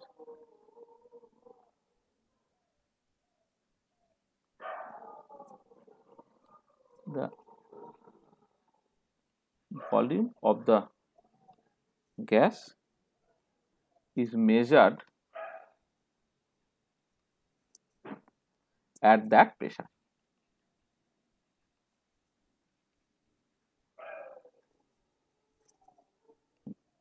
আচ্ছা, কি দেওয়া আছে না, given viscosity of the gas আর কি, viscosity of nitrogen এটা তোমার বলে দেওয়া আছে 1.76 into 10 to the power -5 kg meter to the power -1 second to the power -1 at 293 Kelvin, এটা তোমার বলে দেওয়া আছে। ঠিক আছে, এই ব্যাপারটা। আচ্ছা, তাহলে দেখো, তাহলে এই যে পার্টিকুলার প্রবলেমটা যখন তুমি করবে, তুমি সার্টেনলি প্রবলেমটাকে যে এই ফর্মুলা দিয়ে করবে, মানে এখানে যে ফর্মুলাটা দেওয়া আছে দেখো, তোমার বেসিক্যালি তোমাকে বের করতে বলেছে কি ইনলেট প্রেসার মানে P1টাকে বের করতে বলেছে। তাহলে এই যে তুমি ফর্মুলাটাকে সেট আপ করেছো, তো P1টাকে বের করার জন্য তোমাকে কি করতে হচ্ছে না, পাই এর two the power 4/16 eta L, sorry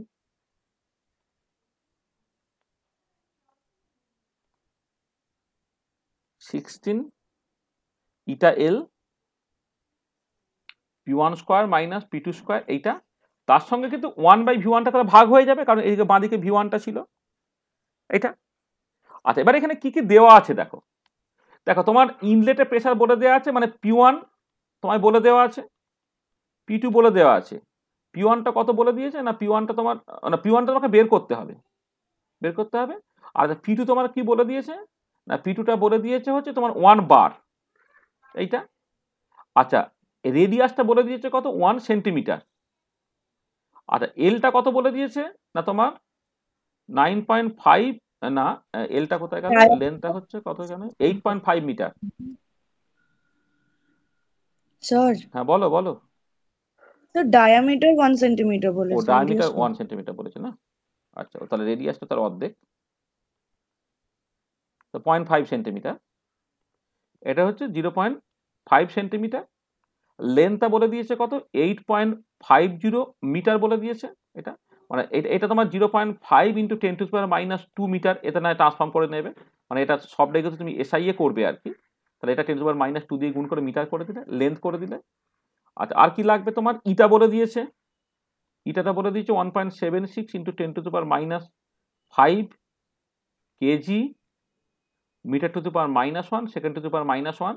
আচ্ছা, টেম্পারেচারটা থ্রু আউট কনস্ট্যান্ট বলে দিয়েছে, তাহলে দেখো তুমি জাস্ট সবই বসাতে পারছো। এবারে V1টা, আচ্ছা V1টা কি হবে না, তোমাকে V2/P1 দিয়ে তোমাকে কিন্তু এটাকে মানে V1টাকে ঠিক করতে হবে, কারণ না তোমার এই এক্সপ্রেশনে V1টা কি ভলিউম অ্যাট দ্য ইনলেট, আর কিন্তু এখানে যে ভলিউমটা সেটা বেসিক্যালি তোমাকে মেজার করেছে কোথায় বলেছে না volume of the gas is measure at that pressure মানে হচ্ছে তোমার ওই যখন বেরিয়ে যাচ্ছে আর কি, মানে এই যে the pressure of the gas as it leaves the tube is 1 bar, the volume of the gas is measure at that pressure, অর্থাৎ 1 বারে তুমি জাস্ট বেসিক্যালি ভলিউমটাকে মেজার করেছো।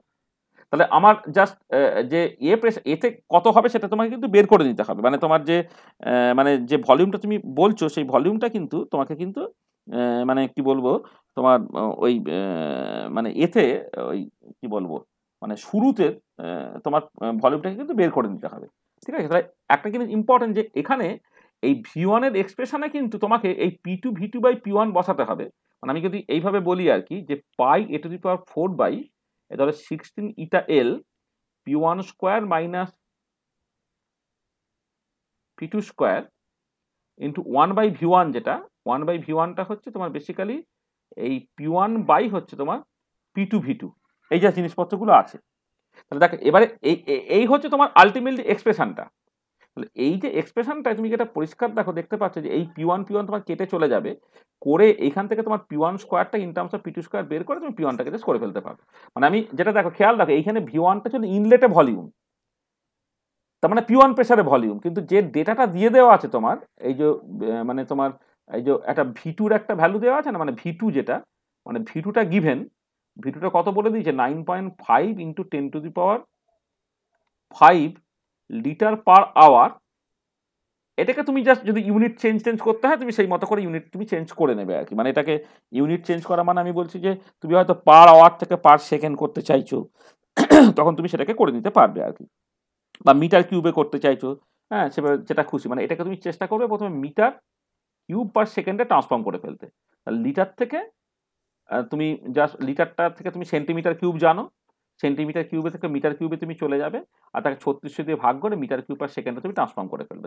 তাহলে এই ইকুয়েশনে এই P1 কেটে তুমি বাদ দিয়ে দেবে, করে তুমি এইখান থেকে তুমি জাস্ট P1টাকে বের করে নেবে, তাহলে নিশ্চয়ই পারবে, ঠিক আছে, এটা কোনো অসুবিধা হবে না, ঠিক আছে। মানে তুমি দেখো এইখান থেকে যদি তুমি এই P1 যদি বাদ দিয়ে দাও তাহলে একটা হচ্ছে P1 square minus P2 square, এইটুকু জিনিস যদি তুমি শুধু দেখো সেটা কত হচ্ছে 16 eta L into P2 V2 by হচ্ছে pi a to the power 4, তাহলে P1 স্কোয়ারটা হয়ে যাবে তোমার basically P2 square plus 16 eta L into P2 V2 by হচ্ছে pi a to the power 4। তাহলে সব ডেটাগুলোকে বসিয়ে দেবে, বসিয়ে দেওয়ার পরে শেষকালে তোমার P1টা কত হয় এখান থেকে বের করে নেবে, ঠিক আছে। কেমন করে করতে হবে পরিষ্কার তো জিনিসটা,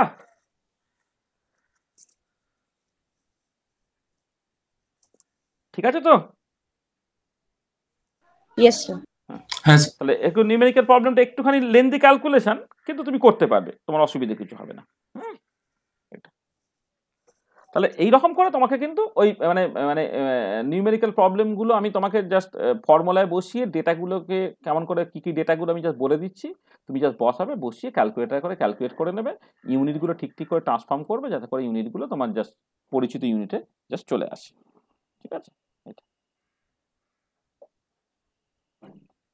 হলো, আচ্ছা সময়ও হয়ে গেল।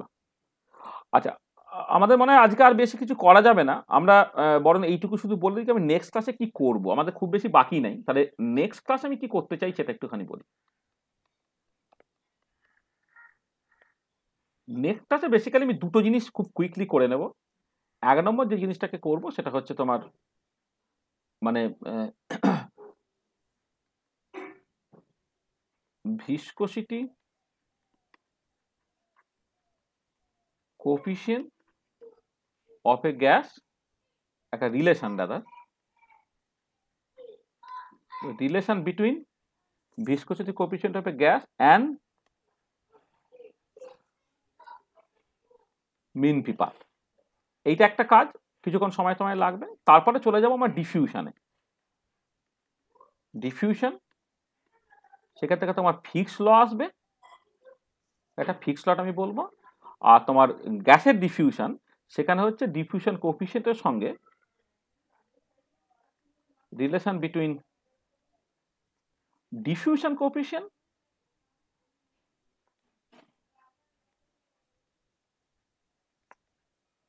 and mean free path।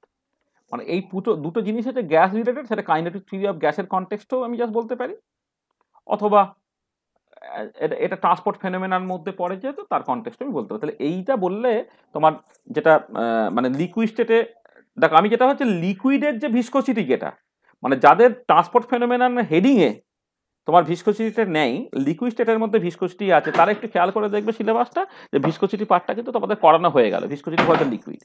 আর যাদের ট্রান্সপোর্ট ফেনোমেনার মধ্যে ভিসকোসিটি আছে, তাদের ওই জাস্ট আরেকটা জিনিস আমায় বলতে হবে, সেটা হচ্ছে relation between the viscosity coefficient of a gas and the mean free path, এইটা। আর ডিফিউশন ফেনোমেনানটা অবশ্যই ট্রান্সপোর্ট ফেনোমেনার মধ্যেই থাকবে, লিকুইড স্টেটের মধ্যে থাকবে না। এবং গ্যাসের ডিফিউশনটা যে আমরা আলোচনা করব, এই দুটো জিনিস, এটা আধ ঘন্টা এটা আধ ঘন্টা, 1 ঘন্টার মতো লাগবে আর কি। তারপরে যখন আমাদের সময় যখন পারমিট করবে, আমরা বেসিক্যালি নেক্সট হচ্ছে কন্ডাক্টেন্সের জিনিসটা আমরা ঢুকে যাব, মানে নেক্সট যে ট্রান্সপোর্ট ফেনোমেনার কন্ডাক্টেন্স আর কি, কন্ডাক্টেন্সটা আমরা জাস্ট করে ফেলতে পারবো। তাহলে আজকে এই পর্যন্তই থাক, তাহলে আমরা এন্ড অফ লেকচার।